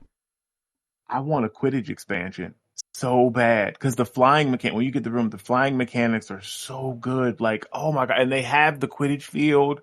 And I know before they didn't want to take the time, but can you change the flying? Because I don't like it. I don't like the fact that you go up and down with the right stick. Yeah, you can tweak the controls if you go in there. It has the inverted. That's right, because you play. Yeah. Well, it's not even the inverted that I have a problem with. I want to control the camera when I'm flying with the right stick. Oh, I see what you're saying. Like, I don't like the fact that you can control everything with the left stick and then you go up and down with the right stick. I don't like that. That's not my jam. I got you. I'll have to play around with it. Maybe when I start flying more. Because all I did was literally the tutorial mission where it's like, oh, do the class. And I did the class, and the dude was like, you want to go fly somewhere else? I'm like, okay. Yeah. Yeah. Once you go to that dude and buy the broom, like I said, you probably have the side mission. The store is in Hogsmeade. Like, then, yeah, you can just go fly. You can't fly in Hogsmeade. Like, there's like a little protective dome like you can't fly into, but you can fly into anywhere else. Well, I shouldn't say anywhere else. There's other places you can, but basically anywhere else, like the world is like literally open to you. Like you can find, and nobody cares. And that's what I'm saying. You're a 15-year-old kid. Like I never once. The only time I woke up in my dorm is when like the story cutscene made me. Like I'm out 4 a.m. on the other side of London, fucking in a cave, killing freaking dark wizards. Nobody cares. Yeah, I'm this out. School is crazy. I'm out in the Forbidden Forest at like 2 a.m. Just like fucking fighting nobody's spiders. coming for you. And it's forbidden. It's right there in the name. Yeah, it's right there. Right. They even, like in the tutorial, like when I was walking to Hogsmeade with Natty, he was like, "You can't go in there." I was like, "Fucking watch me." Yep. Right, I'm gonna go in there, Natty. I'm going in there. I love Natty, by the way. Natty is awesome. Yeah, she's probably the one. She's always the one I chose for like the duels and stuff because she was the cooler character. Although I like Sebastian now that I've made it down to the what do they call it, the under thing, the Undercroft. Yeah, the like Undercroft. he took me down there, and I was like, this dude's all right. He's okay. So he's your gateway to the dark arts. Yeah, so, he taught me he taught me the distance fire spell thing. And he's like, come back down, I'll show you some more. He's like, I'll show you some more. I'm like, all right, I'll be back. Yeah, and it's a whole storyline. In a dark alleyway, like, hey kid, you want to learn some dark arts? I mean, that's kind of how it plays out. That's how it works. He takes you down like to this hidden room at Hogwarts. He's like, you want to see some shit? And then I'm surprised he doesn't like hold his wand that's been sharpened into a shank against your throat and says, "Now, if you tell anyone what we fucking did here today." Oh, it's his blind friend that threatens your ass when you come out of there. He's like, "I'm gonna fucking kill you if you tell anybody." I was about to say that. His blind friend. Yep. Okay, can I just totally unrelated to the game, just in general? This place is a fucking death trap. Why would you go? That's what I'm saying. Like, there's giant fucking snakes. There's just shit walking around. Like, no. There's a how it should have ended for Harry Potter that we quote in my house all the time because we watched it and it fits so perfect. Like, Dumbledore goes on about how awful this school is, and they pan over and people are like, "Why would anyone send their kids here?" Because he's like, "There's giant spiders that'll eat your face. Don't go on the 3rd floor. There's a 3-headed dog. Don't go over." It's like, why do people keep sending their kids here? Hogwarts is actually awful. But the game is better awesome. than Clovos, though. But Vince Clortho. Clortho, that's what it is. Vince Clortho high. Yeah, all right. Hogwarts is better than Vince Clortho. Go ahead. We're gonna move on. No, that game is awesome. I can't wait to play some more. All right, let's talk about what's coming out this week. We've got Xbox Series X, PlayStation 5. We got The Forest Cathedral. The Wreck, Valheim, finally making its way to console, Vernal Edge, WWE 2K23, Deluxe Edition out on Tuesday, I believe, and then the regular version out on Friday. Yep. Sifu, finally making its way to Xbox, Tricky Thief, 2 Point Campus School Spirits, Wolcen Lords of Mayhem, Anno 1800 Console Edition, Backbeat, Peppa Pig World Adventures, and The Guys. Guise, not like GUIS. PlayStation 5, Hot Wheels Rift Rally. And I think Alice Gear Aegis CS Concerto of Simulatrix. I don't know what the hell that is. Gorn, which is a VR game. Yep. Post Void and the Dark Pictures Switchback VR. There's some more PS5. Gorn's actually a decent VR. I've heard a lot of people say that's like really good. Like that's it's like gladiatorial kind of chop people up in VR. Is that the one where you can pick up their arms and beat them to death with their own arms? Yes. Yes, it is. It's not as good as Blade and Sorcery, which is really, really good. Post Void is some fucking crazy shit. It's all capitalized. So yeah, it is a first-person shooter. I've played on the PC. I talked about it previously. It is a first-person shooter where you are constantly dying, and the idea is that you are trying to get to the end of the level to move on to the next thing. Think, if you were to ask somebody to describe it, Rogue is probably going to be brought up, but the reality is that you are basically challenging yourself to become better and better each time, because not much changes from round to round. There's some like upgrades that you can choose and unlock some bigger ones, but the idea is that you're trying to keep this skull that is like filled with like this weird liquid filled, and you do that by killing enemies, and when it starts counting down, that means you're almost fucking dead. Oh, cool. It's a really crazy fucking game. I really liked it. It's all sort of like a Doom sort of look, like the flat enemies and stuff, but the art style is very like a crazier Hotline Miami. In fact, that's kind of what it reminds me of, is like fucking Hotline Miami in first person. It's crazy. It's also like it's like $3 on Steam. Oh, I was looking at the Canadian price, so it's probably about $3 on Steam. So it better not be much more for console. Oh, it will be. You know it will be. Yeah. I forgot, Terrence. There is a game I'm playing that I can't talk about. And boy, it'll be interesting when I get to talk about it. I totally forgot about this game. But I'm playing. Okay. I'm playing Postal 4 No Regrets. Oof. What? They made a new... I didn't even know that was a thing. Yeah. I'll talk about that next week. Lord. Xbox One, PS4, pretty much all the same games. So nothing new there. Let's go to the Switch. God, I totally forgot about Postal. That's so funny. Alright. Nintendo Switch, we got Titanium Hound, which I talked about. Actually, I think that was out on Saturday. It's always weird when they have Saturday releases. Life of Delta, Tints and Trees, Terminal Velocity Boosted Edition, Legend of Heroes, Trails to Azure, The Wreck, which I already said, Vernal Edge, which I already said, Air Battle, Amber City, Bittersweet Cohabitation, Blocky Farm, Link the Cubes. What about Gleam the Cubes? Gleaming the Cubes, starring Christian Slater, man. Yeah. Loop Box Simulator, Heroes of the Dark Age, My Little Prince, A Jigsaw Puzzle Tale, No Adventure, Sessions. Uh-oh. Yeah, No. Sessions Skate Sim, Six Star Gate, Star Trail, Squad 51 versus the Flying Saucers, Subway Midnight, Tanky Tanks 2, Terracotta, Unmatched Digital Edition, Cute and Creepy, Flame Keeper, Fur Squadron, Off the Tracks, the Treflick Family, and the biggest release for this week, Bayonetta Origins, Cereza and the Lost Demon. So, there's your new releases for the week.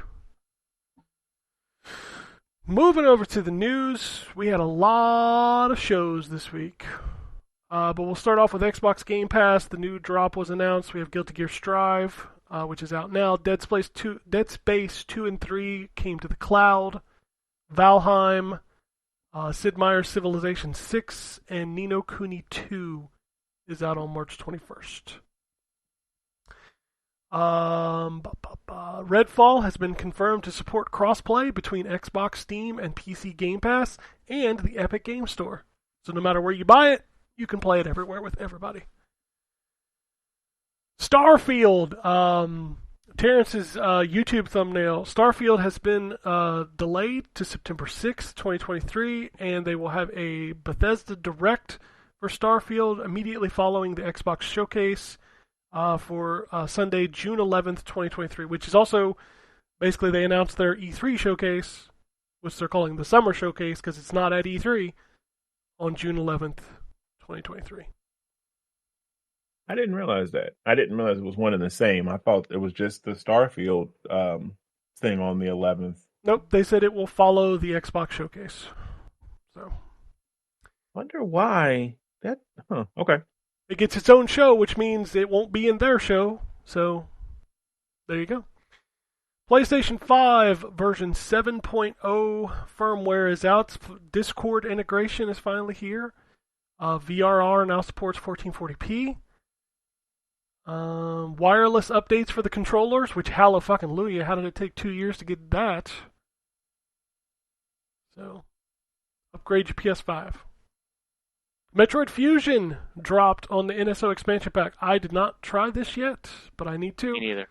I did play through the Mario Kart 8 Deluxe Booster Course Wave 4, and I played all of it as Birdo, because it's the new character. The biggest thing to note from this is, number one, that new track, which is exclusively new, it's not been in any previous games, is fucking awesome. It's Yoshi's Island, which is amazing. Also, they added 5 new character slots. That means we're going to get 5 new characters.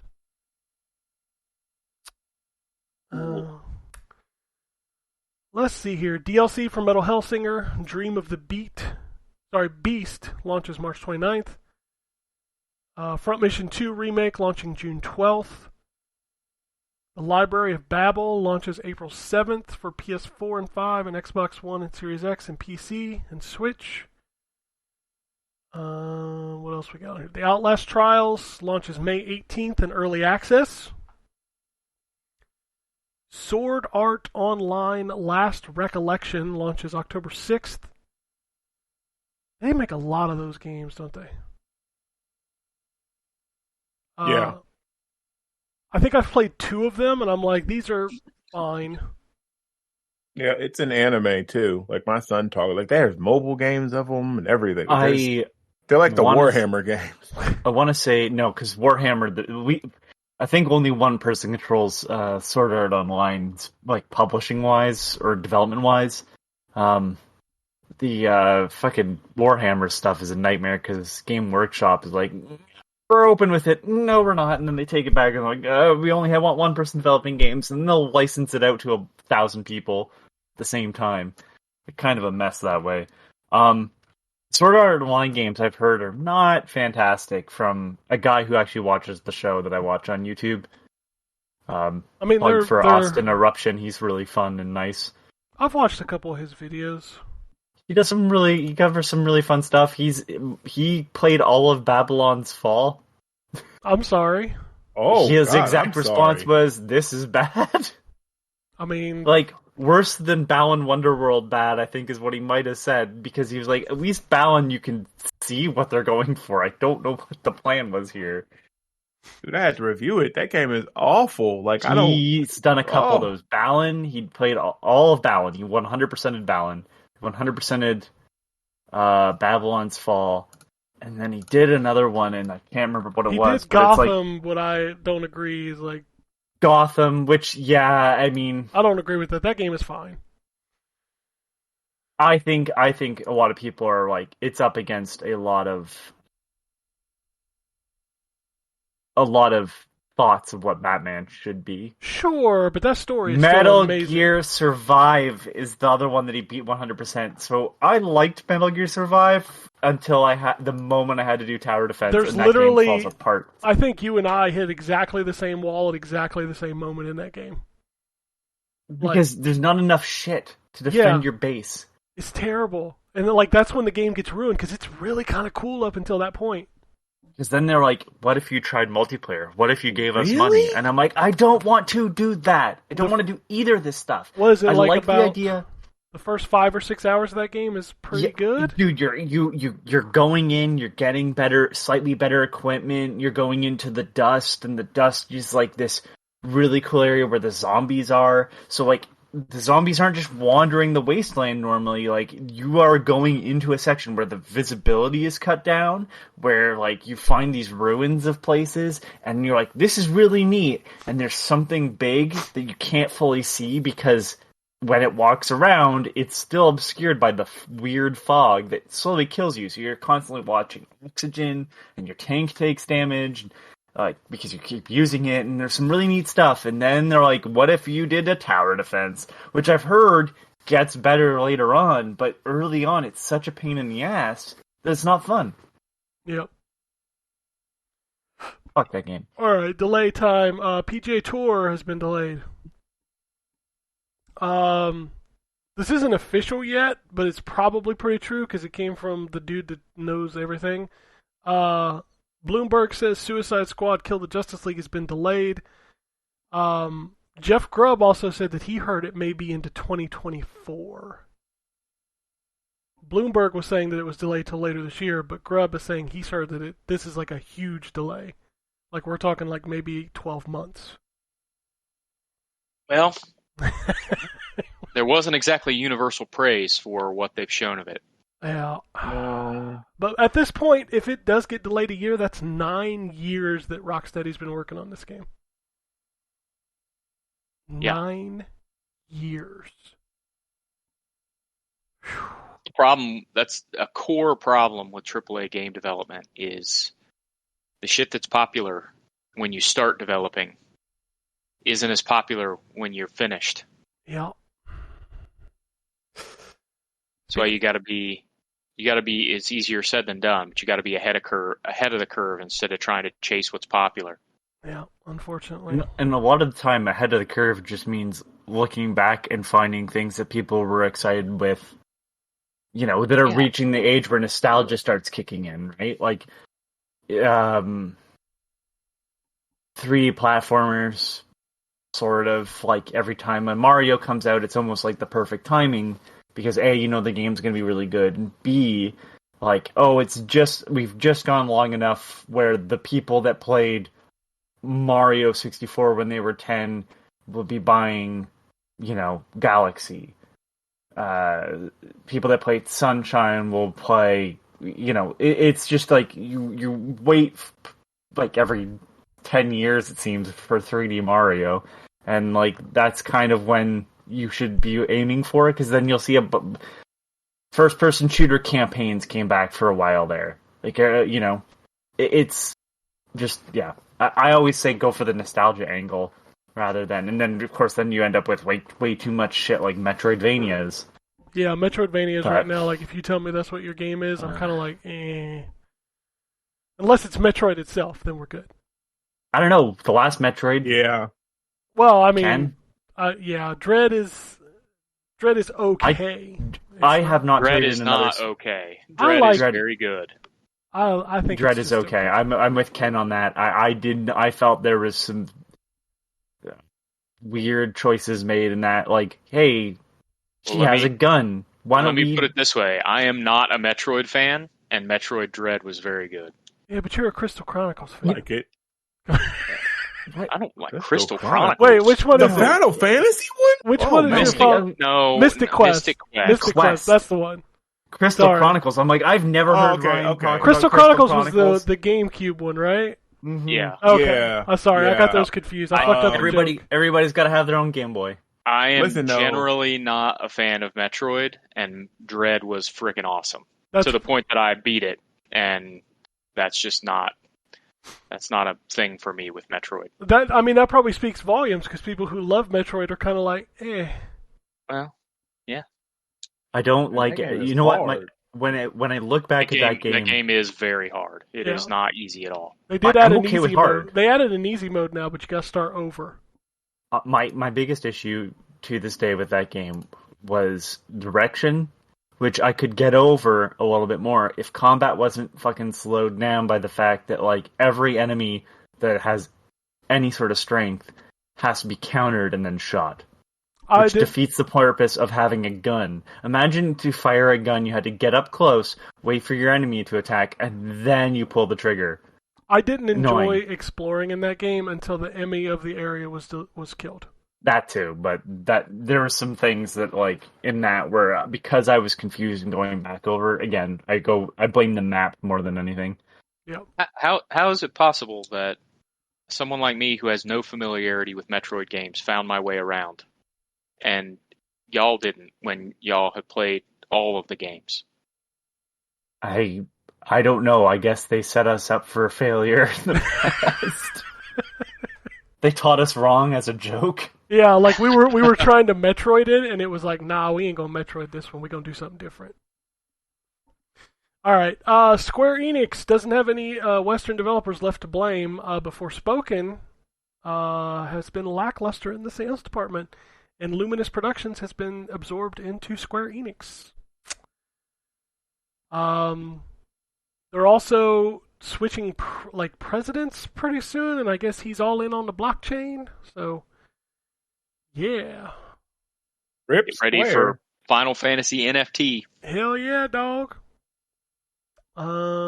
Epic Game Store launches self-publishing tools for developers and publishers. They had 230 million plus total PC users. 725 million Epic cross-platform accounts. 90 free games released. 700 million free games claimed. 14 upcoming exclusives. Lots of big stuff coming out of it. I think the biggest thing that came out of this was they're announcing that they're going to start doing cross-buy with like Steam or something. I think that was the big news out of that.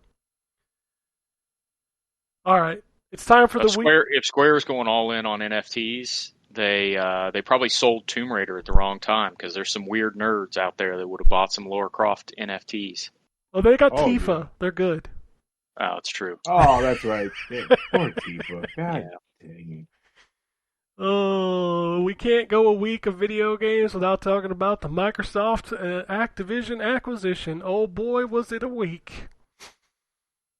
Microsoft has said that they will not increase the price of Game Pass as a result of the acquisition. And I think that right there is legal wording because they were already going to increase the price of Game Pass. This isn't going to change that. Yeah. Anybody who thinks it means the price of Game Pass isn't going up is not correct. No. They'd be like, oh, we didn't change it because of that. Nah. We changed it for a completely unrelated reason. I guarantee you by 2024, Game Pass Ultimate will be $20 a month, and I'm going to be real honest with you, it's still going to be worth it. Yep. So, I agree. Here was on both points. Yeah, here's the funny part. Sony, so some more documents came out because, Microsoft had to, Sony had to deliver all their documents. So Sony's newest complaint, and tell me if you think this is reaching. Sony says that there is a chance where Microsoft would release a version with bugs and errors that would emerge only on the final level or after updates, which could hurt Sony's image of, quote, the best place to play. Gee, that sounds like behavior they may have thought about before. Huh. I was about to say, isn't that what we were just thinking that they did with, what was it? Oh, recent that Callisto Protocol. Yeah. Because they sent developers to work on that game, which they claimed was just motion capture, but there were a shitload of bugs and things broken in the Xbox version of that game. Yeah. This sort of works worse on one thing. Made sense in the PlayStation 3, Xbox 360 era, where the 360 was easier to develop for. So certain games had, some minor technical issues when running on PS3, or they built around the PS3 and then, moving it to Xbox, which again was a different platform that they may have not been familiar with, it took a hit. That made more sense. But as soon as we got to Xbox One and PS4, it doesn't really make sense of why there can be such a drastic performance difference.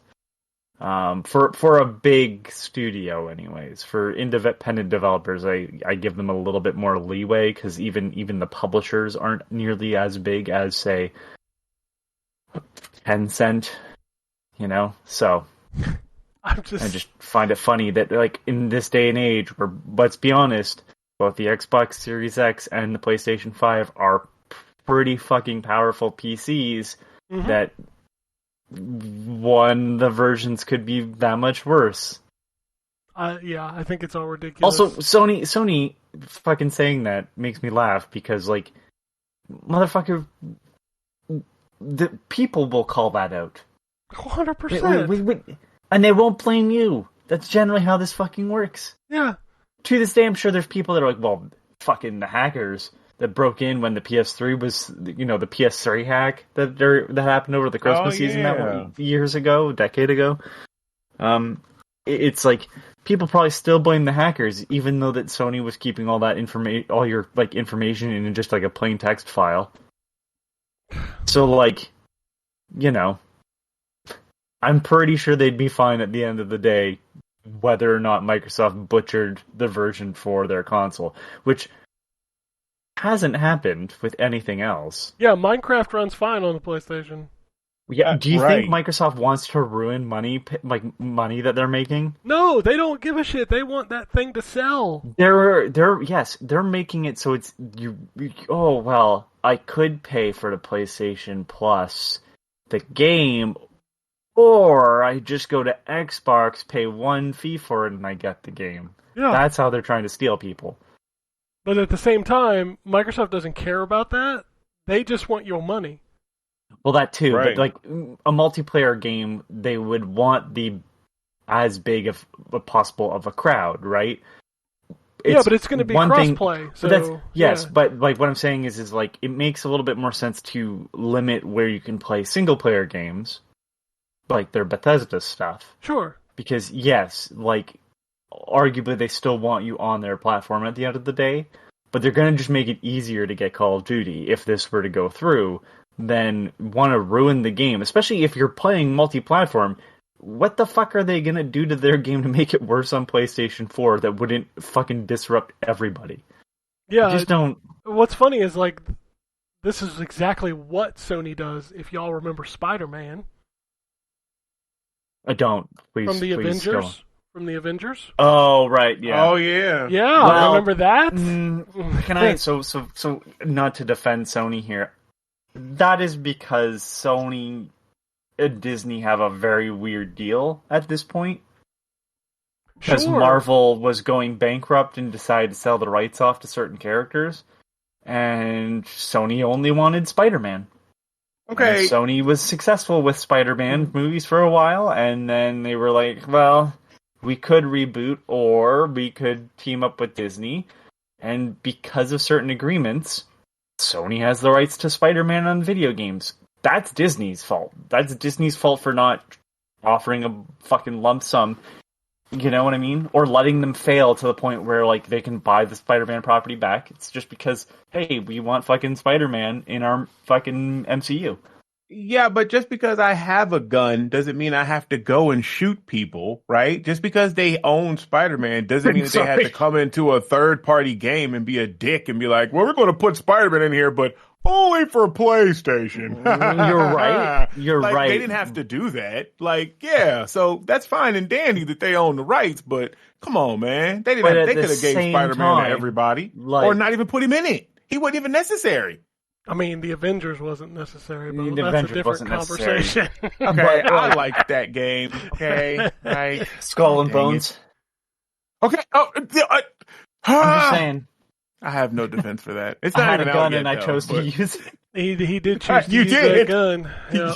All right, we got a lot more stuff, so let's go through the shows that happened this week. Paradox had a show presented by Xbox. That's kind of funny. The Lamplighters League was a new game announced, coming to Xbox Series cool. X and PC on Game Pass Day 1.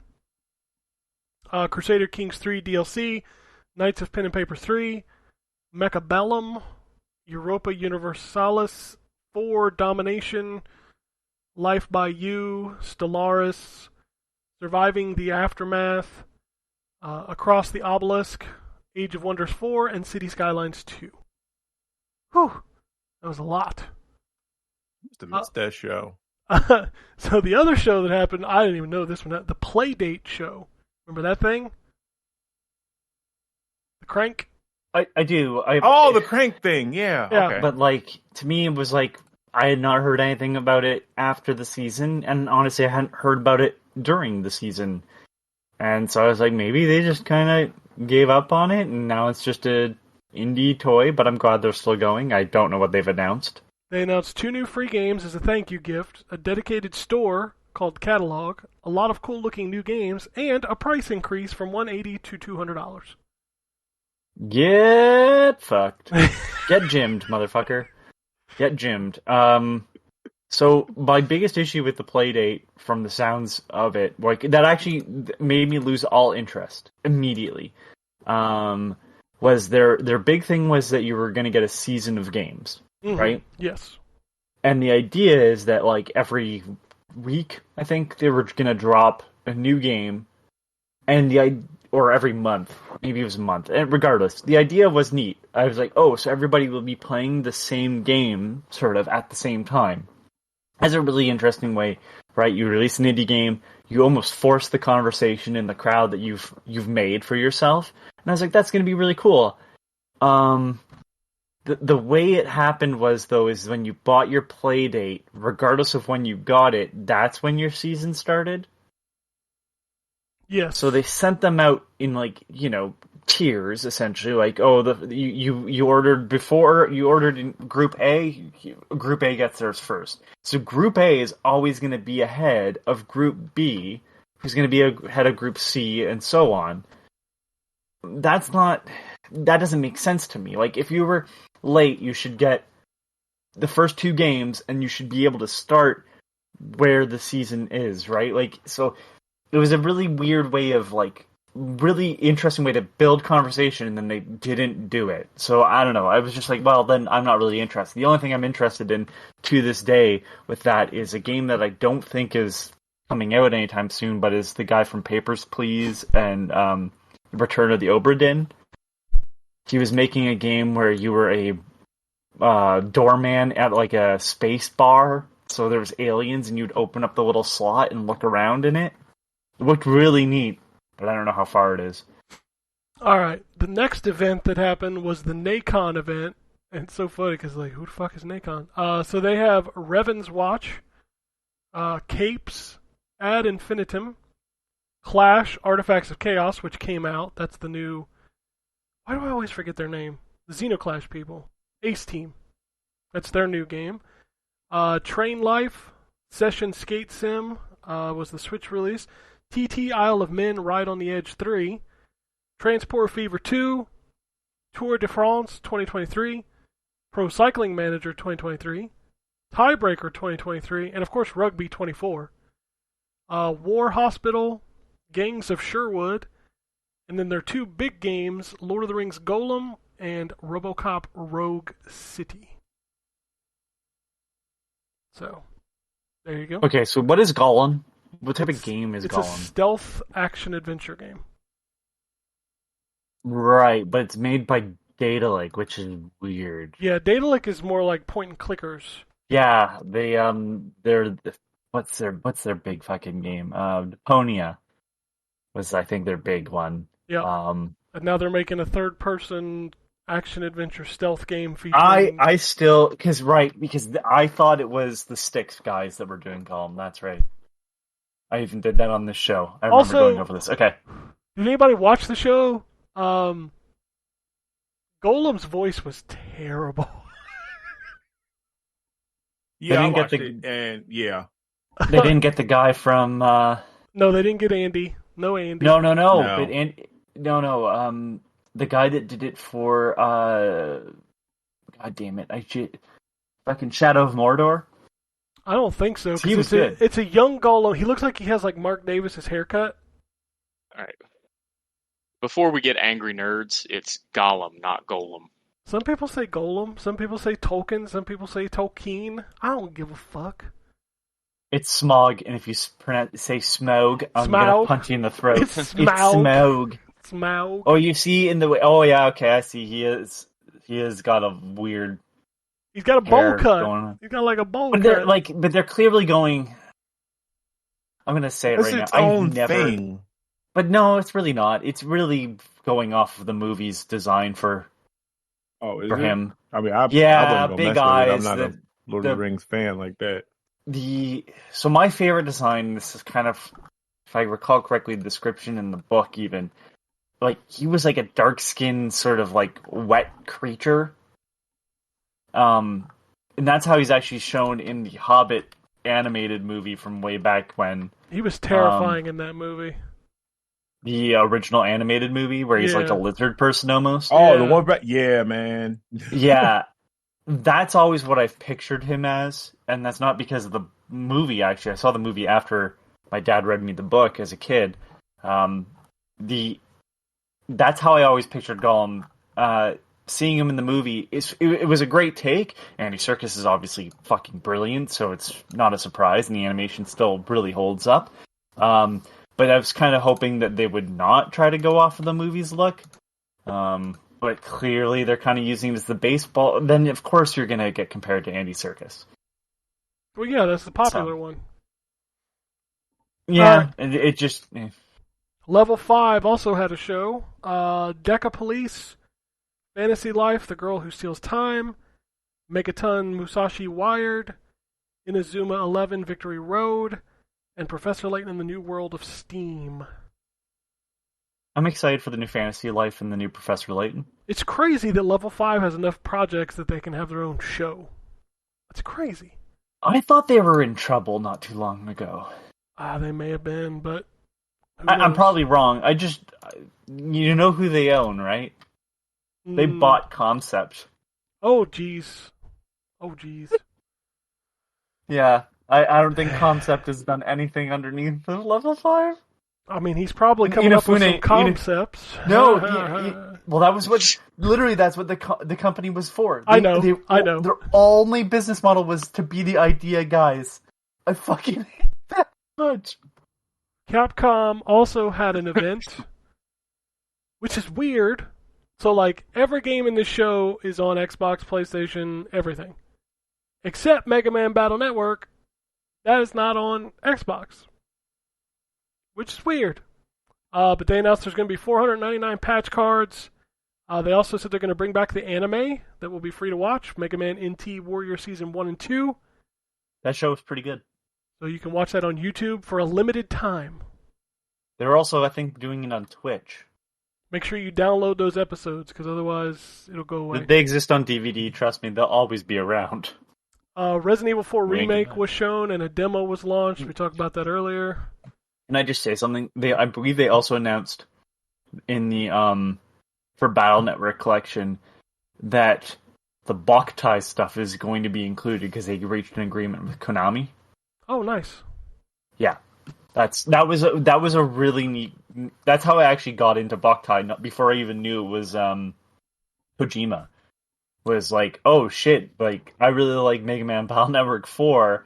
I wonder what this game's all about. And then I went and bought it. My OCD will not allow me to purchase this game because I own every other Mega Man collection on my Xbox.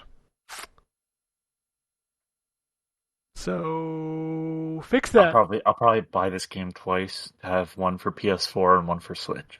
Fix that, Xbox. I'm buying it on Switch. All the rest of my Mega Man collections are on Switch.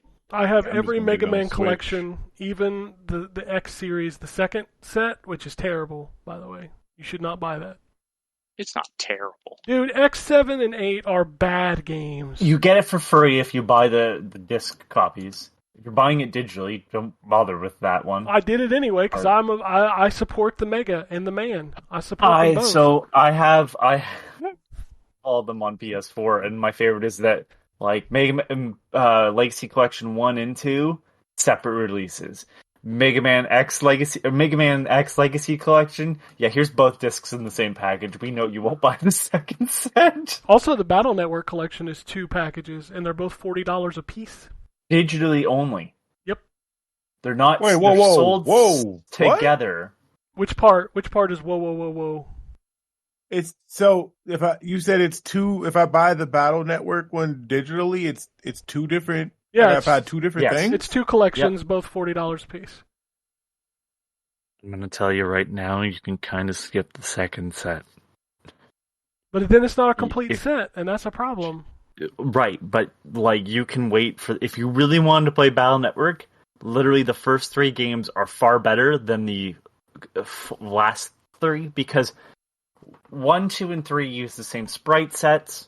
And they tell a complete story. 4 goes off into a random direction and starts focusing more on tournaments, and includes dark chips, which was a neat concept for about 5 minutes, and then you were like, I'm never using these. The 5th one is like a turn-based strategy game mixed in. And then the 6th game kind of goes back to basics, but like a little too late. The last 3 get very experimental. The first 3, that's why I was hyped for this collection because I was like, "Oh, I'll be able to play the other ones."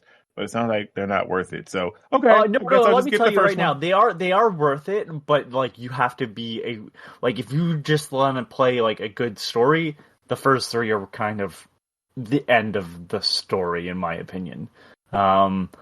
Like the third one wraps up everything, and then the fourth one seems kind of more like an afterthought. But they focused more on the multiplayer aspects because that's when 1 and 2 release, and there's only one version of 1 and 2. 3 releases, and there's 2 versions of that. Then but they really don't connect at the end of the day. They're just like slight differences. 4, 5, and 6 are very different games depending on the version you play. But at the same time, you're kind of going through the same game at the end of the day too. So it's a little rougher. Now 4 you can kind of combine into one game, but 5 you can't. And then 5 there was a different version on the DS that was both but mixed, and they have just. And then it got into fucking Star Force, which I hope that they figure out how to port, because the Star Force games are good. They're also fucking expensive. All right. I really like Battle Network. Sorry. No, you're fine. Ghost Trick. All 37 tracks are getting newly arranged versions. You can switch between them. Monster Hunter Rise Sunbreak coming to Xbox and PlayStation 5 and Windows. Exo Primal release date July 14th. There's an open beta March 17th through 19th, but the biggest announcement for this game was the fact that it's coming to Game Pass, so now it's going to be a lot more players. Try it. Yep, everybody will try it, which is good for that game. Now, did they change that the people are way more robot looking? No, they were always like in mechs. They were always like that? I clearly don't remember then. Alright. And then finally, Street Fighter 6 got a new commentator. It's Hikaru Takahashi. Will join the commentators for the game. Whew, there's a lot of news this week. Lemnis Gate is closing down. So if you remember that online multiplayer game, it is now being removed. The game launched on July 22nd, 2021, and it will cease to exist on July 11th, 2023. TT Games has canceled even more titles, including Project Marley, which is a Diablo-like set in different LEGO Disney worlds, Project Rainbow Road, which was a shooter with different WB IPs, a mobile port of LEGO Worlds, and Project Cosmic, which was a LEGO Guardians of the Galaxy game. First of all, I'm kind of glad the last one didn't come through, because I don't know what the fuck you would do with that, because a lot of those characters have been in Marvel superheroes. Yeah, but I mean... all of them. Most Second game focuses on them. The TT Games just like, we're going to take characters and make them their own game, like LEGO DC supervillains. Yeah. I just... So they lost like one of the founders of TT Games. Like he left the company before Star Wars came out. The recent Star Wars, I should say. And so I don't know what's happening over there. Because that's when that started to be like delayed a lot. He went and started a new company. I don't know. It very weird. And then Warner Brothers doesn't know what they're doing right now with anything. So I don't know. It's kind of disappointing. They're a good team. I really thought the Lego Star Wars was going in a good new direction for the series. True to its roots, but plays a lot better. I wish them the best. It's just hopefully, I'd like them to do more original stuff. Lego City was an interesting game. More of that. Dragon Ball Z Budokai Tenkaichi got announced at the DBZ Finals. No date or systems. Neon White was rated for Xbox One and Series X by the ESRB. So maybe that's finally making its way to Xbox consoles. Capcom announced they will fix the Resident Evil 4 rain in a day one patch. Take-Two laid off a bunch of people from Private Division. Shredder is coming to Call of Duty on March 21st. That's a weird thing. It's a very weird one. Aaron, mean, I mean, cool, I guess, but yeah, it's like, is it? I don't know. Call of Duty got some weird shit. Aaron Yeager from Attack on Titan will be in Fortnite next season. I don't even know who that is. So it's the dude from Attack on Titan, like one of the main characters. It's one of them anime dudes. Yeah, it is one of the. That one is really good. I've watched like the first couple of episodes. My son yells at me all the time because I'm not caught up. But yeah, All right, a couple of quick hits here. Apparently, Crime Boss Rock-A City will be Epic Game Store exclusive until June. The console versions are planned for June. And it's also a budget title, right? Yeah, it's $40. That's a little weird. Yeah, it's exclusive to EGS until June 2024, and the console versions will be out in June of 2023. And final... I'm going to ask the question. What is it? What is that game? I don't even know. I haven't seen it. Okay, so I'm not crazy. Cool. No, like they didn't show any gameplay. They just said, here's a bunch of movie stars, and we're making a game. Which is why it feels weird that it's a budget title, because it seems like they would have a whole bunch of budget tied up in... Well, I mean, let's be fair. The celebrities are kind of D-list. We got like Vanilla Ice and Danny Glover. Yeah. And, I read something about it. I'll just real quick because I know you're trying to keep things moving. So I guess they played it. It was hands-on. I don't remember what site it was, but like they were saying that some of the voice lines, the actors sounded like they were just getting a check. Like Chuck Norris apparently is like the sheriff, and he just, I guess there was a line he repeats. He just sounds really lazy. But the game is if you remember Payday, that heist game, it's kind of like that, but you're not like, robbing a bank, you're building a criminal empire. So you'll have like different like missions out in the world for you to go and rob this person or whatever, and it's all these different shootouts and stuff, and all the celebrity people are like folks that you can interact with. Like you control Michael Madsen's character.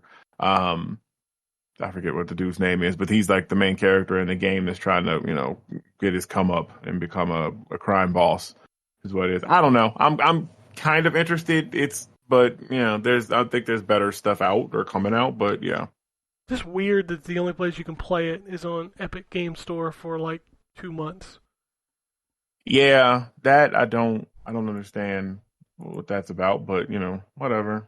Inti Creates has changed the name in the English title from Grim Guardians Demon Purge to Gal Guardians Demon Purge in the West.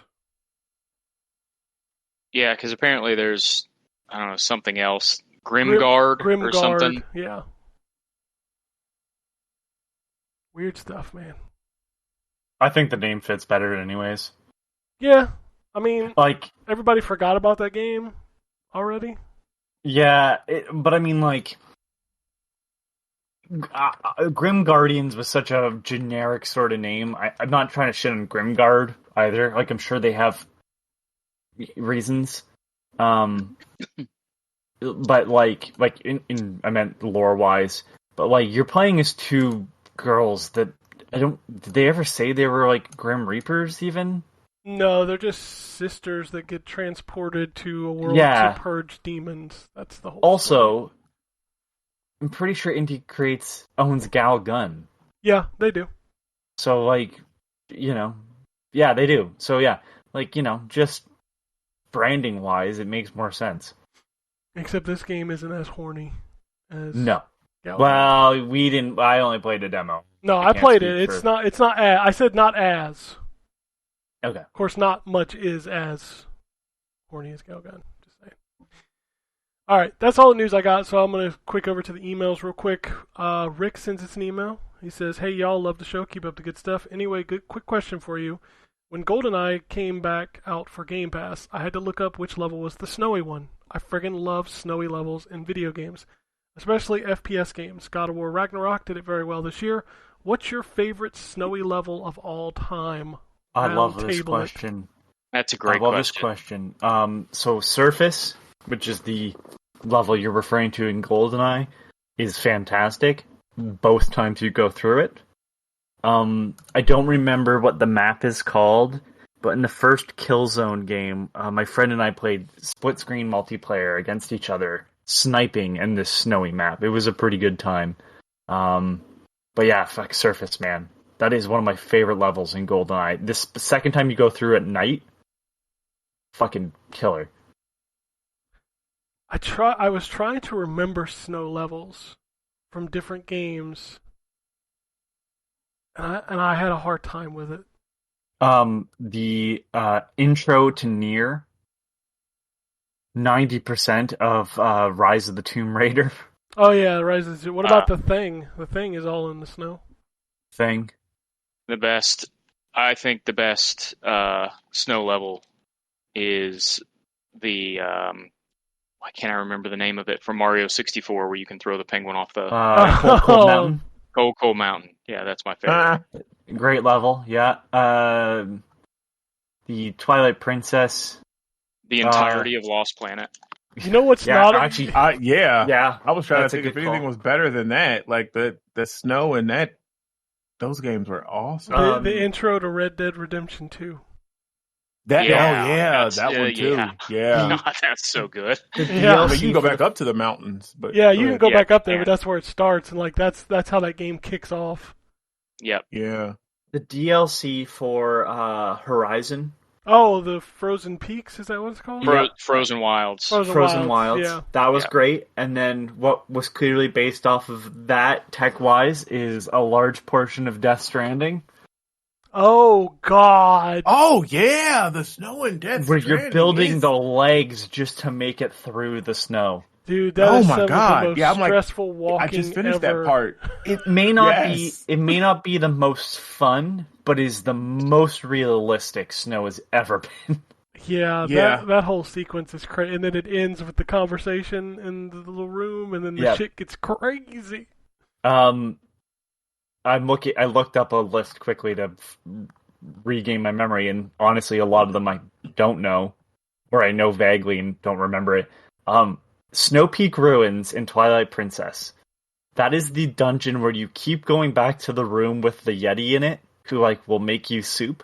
Mm. One of them, honestly, has very little to do with the snow. What's interesting about that dungeon is the way it's built. It's just really interesting that you keep wrapping in on yourself. Oh fuck! Number 1, 10, the snow globe area. It Takes Two. Oh God, that's so good.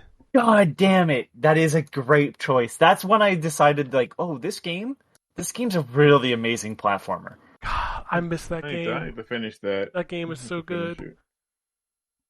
Oh, that was one of my top games of the year that year. It was so good. God of War. God of New War God is of great. War. Snow level. Yeah, the snow in God of War is great. The sequence in the first Last of Us, when you first go in the cabin when Joel gets injured, that's a pretty good one. And I think the first time, I'm just looking at photos now of snow levels and enjoying the way people take different inspiration from it. The first time I remember seeing snow in a game is Final Fantasy VI, the intro of Final Fantasy VI, where the mechs are walking to. It's essentially a ripoff of The Good, the Bad, the Ugly music. Oh yeah. Chill Penguin from Mega Man X. Sorry, that was not a purposeful joke. What was the Arnold Schwarzenegger robot in Mega Man 8? What was his name? Frostman? What man? Frostman? Was it Frostman? In Mega Man 8? I can't remember. He was like Arnold Schwarzenegger. Like, he even had the accent when you fought him. It probably was Mega Man 8 if the boss had an accent. Yeah. And then obviously Iceman, because, Yeah, that Iceman's a music. classic, but Iceman's the stage isn't that great. Trigger PTSD. Oh god, yeah, the sound of the platform disappearing. Oh god. That's PTSD Yo, for us Gen Xers right there.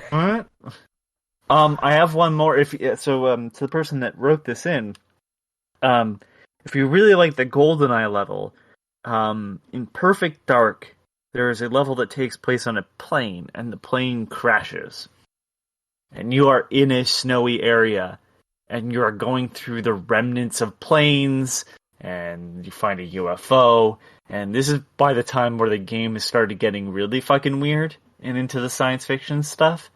It is a fantastic level because it's kind of a giant open area, and you're moving from objectives that are not like in a line. I think you can actually do the objectives in sort of any order, and one of them is that you're trying to find, I want to say maybe the president. I can't remember exactly which character it was. But you have to, you end up running into people that are disguised as the president too, so you have to figure out which one is the real one. A very interesting level. Is it the best? No, but if you like the GoldenEye one, it kind of recaptures that magic. All right. Next email comes from Jeremy. He says, "What's up, guys? My gaming has taken a back seat over the last couple months to my new old obsession, Transformers. My wife got me an Optimus Prime figure from the Netflix series for Christmas, and I kind of went off the deep end. I've been having a ball with them. Plus now my kids are into them. Got almost 30 of them now." When I first read this, I thought he said I had almost 30 kids. I was like, God damn. Oh, Lord. Right. Been busy. He says, Right. what is some other hobby that has pulled you away from gaming or got that childhood fun factor going for you? Have a good one. You know what? So recently, mine has been, and I put some of this stuff in the chat too, has been that little AI art thing. I don't know if that's necessarily a hobby, but I've been like obsessed with it. My friend, shout out to Mr. Blacklove for giving me that app. It makes some crazy shit. I was being super basic because I was like, I just wanted to see what like a black Magneto would look like because that's my boy. So I just typed in like, black Magneto, and it gave me some different stuff, and some of it like super cool looking. But like, if you go deep and you like, I want to see a beautiful, artistic, drawn, highly detailed girl with red hair dancing in the sun in a style of, rattle off a bunch of different artist styles and hit go, you get some incredible looking artwork. Like I don't know. I feel like every time I put something in there, I'm just helping to feed Skynet and hasten our destruction by the AI overlords, which is probably what's happening. But I don't know. It's kind of cool. Outside of that, I collect the figures and Funko Pops and stuff as well. So I don't have anything. Yeah. I mean, I'll get on movie and TV kick every now and then. Your real life is the hobby that takes me away from video games. Yeah, that too. Well, there you go. That's unfortunate. There you go. That's not a hobby. That's unfortunate. Yeah, that's unfortunately just the tether to the physical realm. I don't know. I've always kind of jumped between mainly sort of two hobbies, I guess. So video games and music have kind of been the two. But then I got into comics. But I wouldn't say any of it's. I'd say music's probably the most nostalgia-driven of my hobbies. Because like nobody really should own Eiffel 65 on CD at all. But I do, and I even own the single for Blue. I don't know that I would say that out loud. I own the Hamster Dance CD. Trust me, there's some weird shit. But it's like, I think that's kind of where, if we're talking like nostalgic hobbies, like I collect comics and I like comics. Most of them are not nostalgia driven. Sonic. There's a couple of Spider-Man comics I'm looking for. So during the like 90s, fucking both DC and Marvel had this great idea of like, and I think Superman did it first. Superman had like 4 fucking series going, and the story was done weekly. So if you were reading Superman and you were just getting the Action Comics, because that was one of the ones that he was in, the story wouldn't fucking make sense. You had to buy Superman, Action Comics, Adventures of Superman, and Superman Man of Steel to get the full story.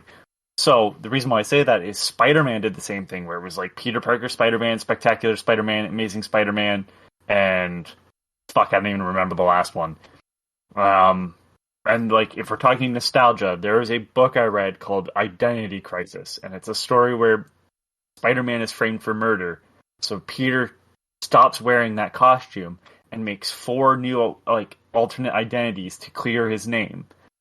Dusk, apparently I don't remember the other characters' names, but regardless, and that was a story I borrowed from the library, so I've been trying to find those comics. I think there's only like 8 to complete the story. But like otherwise, like I don't collect toys. I haven't gone back to like find Transformers, which I loved. Thankfully, I haven't bought any Superhuman Samurai Cyber Squad toys. Because that was the shit. I don't even know what that means. So, Superhuman Samurai Cyber Squad was another one of those Power Rangers sort of things. It was actually made by Saban as well, and it's actually based off of a Japanese show again called Gridman this time, and starred Matthew Lawrence. It's fucking terrible. It's a terrible show, but the character design of Gridman is fucking awesome. But the toys were made like shit. They're toys. They were cheap plastic. One of them was like the main Gridman before, and you could put extra armor on him. The armor never stayed. I thought about buying all my old Reboot toys at one point. No, why would I buy them again? And then Teenage Mutant Ninja Turtles, the only one that I could see myself getting into, and it would be very expensive, and I can't do it. I'd end up with way too much shit. Does anybody remember the the male equivalent of Polly Pocket?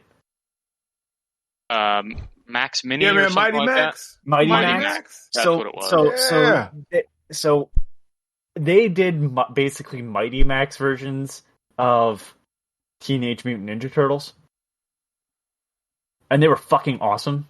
There's some reboot ones too. And if I could get those back, I actually love the Godzilla one I had too. Those were popular for a while, where they were like, here's a little playset, here's like 4 or 5 figures. But the Ninja Turtle ones were really cool because they actually had little holes in their hands where you could put weapons in. So you got these tiny characters that you could clearly choke on by themselves, and then even tinier weapons for them. It just sounds like I'm losing everything. There was a couple sets that were just kind of like straight up like, okay, that makes sense. But then there was like one where all the Ninja Turtles are basketball players, and like you could play, like there was a net and there was like a little way to play basketball with the set. Like you hit a button and it shot the basketball, and you were to try to get into the hoop and shit. And that's where I could see myself getting into a very dangerous hole of buying a bunch of shit. I try to stay away. I could totally see me going down that hole. Transformers, I understand, but like they've released the Beast Wars figures again, and I saw the price of them, and I immediately went, nah, I'm good. $50 for like a Transformer that would have been like 20 back in the 90s? No. Yeah. I was never super big on Transformers. I had some as a kid, but G.I. Joe and Ninja Turtles were much higher on my list than Transformers. So Transformers is my weakness. I fucking love Transformers. That's the only toys I buy. I have a sweet ass Optimus Prime. I have a sweet ass Starscream from the movie with his cape sitting on the throne. That is awesome. I have the DeLorean Transformer. I fucking love Transformers. I'd buy all of them if I could. I wish I could get in a set of the original G1s. But Question for I you. looked at the prices. Nah, dog. The DeLorean figure, what is that DeLorean called? Oh, I forget his name, but it wasn't as good as it should have been. Because I know they did have kind of, I did not like the series, the crossover series from IDW, and I don't remember what. His name is Gigawatt, which. Gigawatt, that's right. I think that's what they called him in the comic too. Yeah. And I had a shirt that was fan made, and they called him Marty McPrime, and that was a better name. Yes, that is. Yeah, there were so many better names, and Gigawatt was just like, come on. All right, go ahead. I quickly linked a photo of the playsets that I was talking about I remember those now that you show the picture. So Totally remember the those. one on the far left Yeah. on the bottom, I had, and the one on the far right, I definitely had as well. With the little disc that if you fucking spun it in a certain, like you had to like crank it back, and then you would release, and it would actually shoot that disc up in the air. They really put the turtles into any fucking set. Like, make them fucking soldiers now. Make them basketball players. Tiny little toys were all the rage in that time period. They had Micro Machines were huge. I had a ton of Micro Machines. They even did it with Transformers. They did the Microbots. Yeah, what? And then the Headmasters. Headmasters. Okay, yeah, okay. Yeah, and then you had Monster in My Pocket, which was great. God, I forgot about Monster in My Pocket. That was like before my time, but like I've seen. They even had a Monsters in My Pocket NES game that was actually pretty good. Did they have a movie too? Probably. Maybe. They had a Garbage Pail Kids movie. They make a movie out of anything. It's true. Yeah. No, I'm thinking of something else. The what was the? You know what? I've confused Monster in My Pocket with something completely. Anyways, Monsters in My Pocket were more like the muscle figures. A little bit more like that, yeah. What was the one that was the big monster? Because I realized after he's way bigger. Oh, the chains. The multicolored My Pet Monster. My Pet Monster. My Pet Monster. That's what I was thinking of. Yeah, I had one of those. I had one of those. I never had Monster in My Pocket. These would have been so fucking cool. Yeah, the Monster in My Pocket were pretty cool. You had like a little Dracula guy or Spring-Heeled Jack. I still actually have a Spring-Heeled Jack Monster in My Pocket upstairs. What the fuck are these? Like, dude, I'm so upset because that. You know what? There's another one.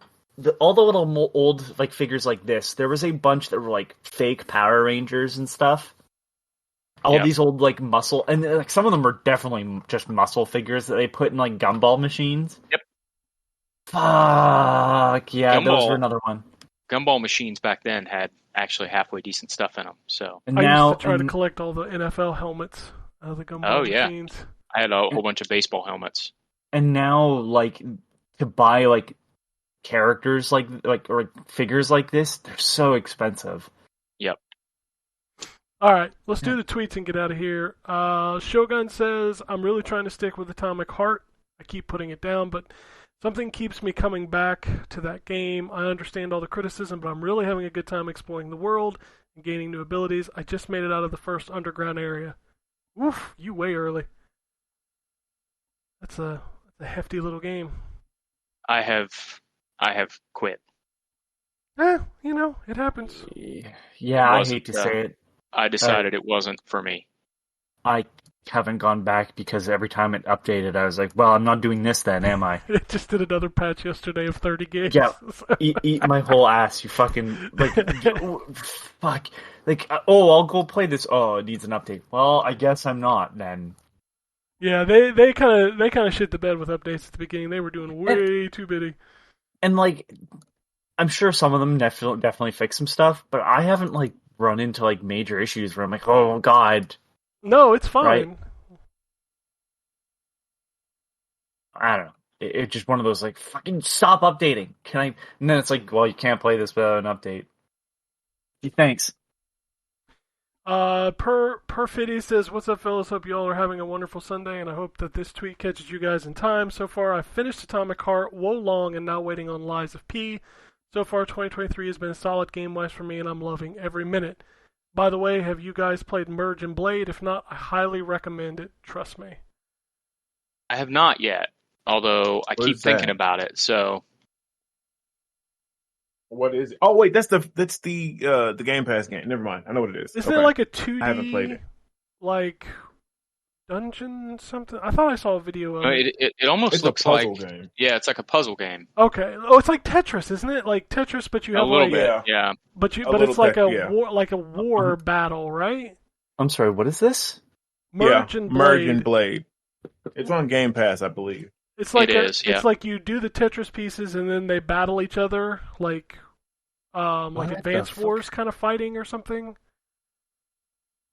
Is that the game I'm thinking of? Interesting. Yes, sir. I believe it is. I haven't played it myself, but I've seen gameplay from a couple of people on Twitter. But I'm just not in the mood for a puzzle game. But it does sound like what you're describing. Okay, yeah, I think I saw a video of it because I think I got it confused with Mount and Blade, which is a way different game. definitely not that. That's way different. It's not, no, yeah, it's not that.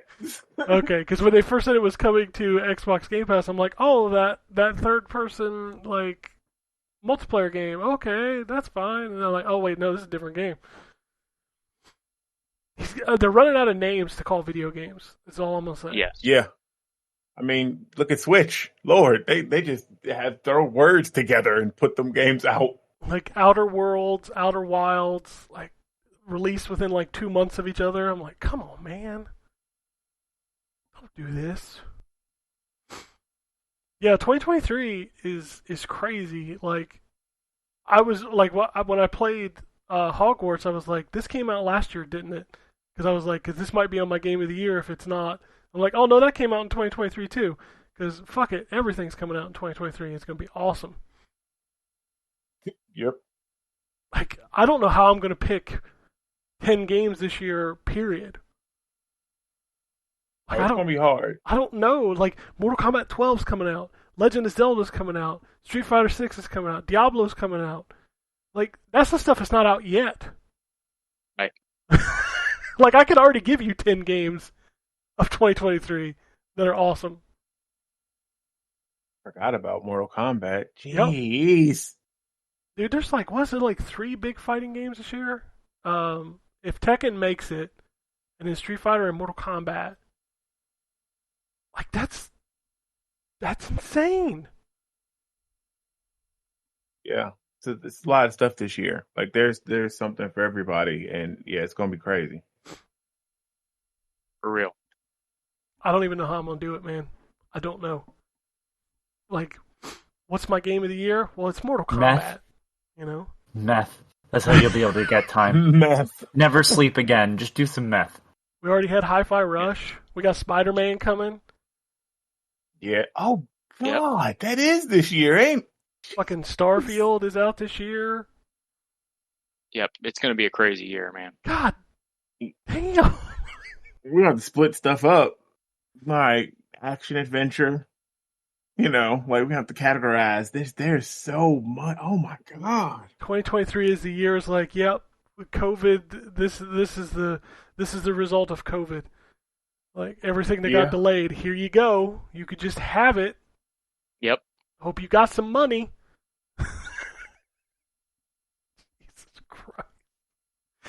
Thank Jesus for Game Pass. And it's the whole reason I want the Activision deal to go through, so I don't have to pay for Diablo. Yeah, well. Man, me too. Anyway, that is the show for this week. If you want to tweet at us, it's at ZTGD Podcast. If you want to send us emails, it's podcasts@ztgd.com. If you're inclined to follow us on Twitter, I'm at ZTGD, Ryan's at WombatRP, and Terrence is at Lord Magnus. Anthony, again, he's not on the Twitter. You don't want no part of that insanity. You can check I'm out... not even on Facebook, so that should just tell you kind of where I lie. Dude, I ain't been on Facebook in years. That thing was just... ugh. But I mean, like, it's just... I have a Facebook, and I'm never on there ever. Nope. I don't use Facebook, period. Don't... If you want to talk to me, first of all, make better decisions. Choose better people to talk to. Second, like, don't. I'm good. Phoenix Down should be wrapping up like a dragon in a couple episodes, maybe? I don't know, man. I really think they should just jump into the next fucking... I don't even know what they're moving on to once they're done. Oh, he told me and I forgot. Yeah, Drew says a lot of things. I just don't remember. Yeah, I don't know. I'm sure it's something that has some Game Pass quests, though. That we can be sure of. That we can be sure of. But no, that's... That hurts that you're probably right. I know, right? My dude loves his Microsoft rewards, man. We were talking about, like, Game Pass or whatever, and the motherfucker was like, oh, I'm just not gonna say anything, because you know how I He's like, then I made fun of him. He's like, I just want to say that I haven't paid for Game Pass once. Like, okay. That's always his thing. He's like, I want you to know I've never paid for Game Pass. And what the funny part is, and I don't know if this is true, but I think it's true, he actually hasn't paid for it yet. Like, he's got all those points banked in his account, which for me would make me nervous. Like, as unreliable as that app is, I would be afraid they were going to... Like, I spend my points as soon as I get them. Like, I never have a balance. Like, just spend them motherfuckers. But, like, he has, like, a boatload of them sitting there. Like, what happens if that server crashes and he loses all those at some point? Like, all that time you spent... Playing Paw Patrol and all that. This sounds cruel, but do you know how happy that would make me? All his fucking bullshit about, like, no, you just guys don't understand, while we're insisting, like, your time is more valuable. Your time is really more valuable now because you got nothing. All that Paw Patrol. All that fucking Bing searching he does. He chooses Bing. Oh my god, it's so crazy to me. Like, I literally, like, I do the same thing. I pay for Game Pass with my rewards points, so I kind of do, like, the bare minimum. And I literally turn on the auto renewal, so every month it just automatically, if I have the amount of points for the Game Pass, it just takes them and puts it on that. Like, it just does it automatically. So I don't even have to think about it. And if it doesn't have it, it just moves over to the next month. So... And that way, I don't have any points sitting in my account, and it loads up a month of Game Pass every now and then, like once a month. And I spend maybe... That's the way to do it. I mean, I spend maybe 30 minutes a week doing the rewards, so it's not hateful. And let's be fair, when I'm at work, I work from home. I can do I can play my solitaire game while I'm working. Are you playing Paw Patrol? No, I did not play Paw Patrol. There's where the difference lies. Like, the quest this week... This is not... The quest this week was burn 30 items in Overcooked 2, and I immediately said, nah, I'm good. To be clear, I think it's great that Paw Patrol is on Game Pass. And I 100%, think it's great yeah. for, like, I love the fact that, like, Game Pass does not just cater to gamers in that sense.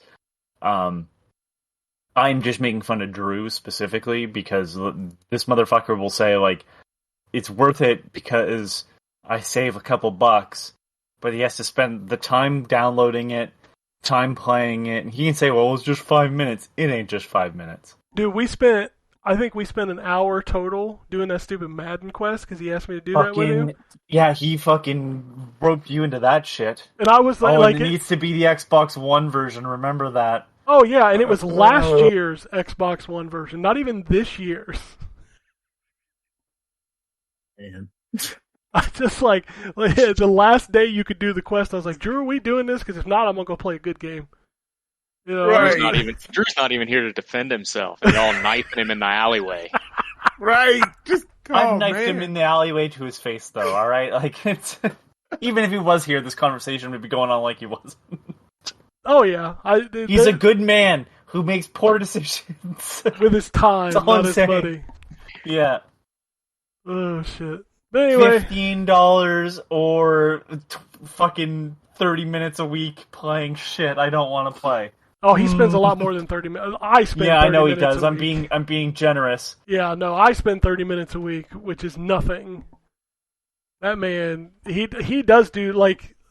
the Bing searches every day, like, that's crazy. Like, you gotta do, like, 20 of them per day, I think. And it ain't hard. Like, you can search. Just Bing search for the number 1, Bing search for the number 2, Bing search for the number 3. Literally, that's what you do. you search, like, you type a letter, and then it'll autofill, and then you just keep autofilling. Yeah. Nice. Oh, anyway, that's it for the show this week. Lots of games to talk about, and we haven't even got started. 2023 is going to be it's going to be crazy, yo. Anyway, that's it from us. We're out of here. Peace, bitches. Alrighty. And it goes something like this.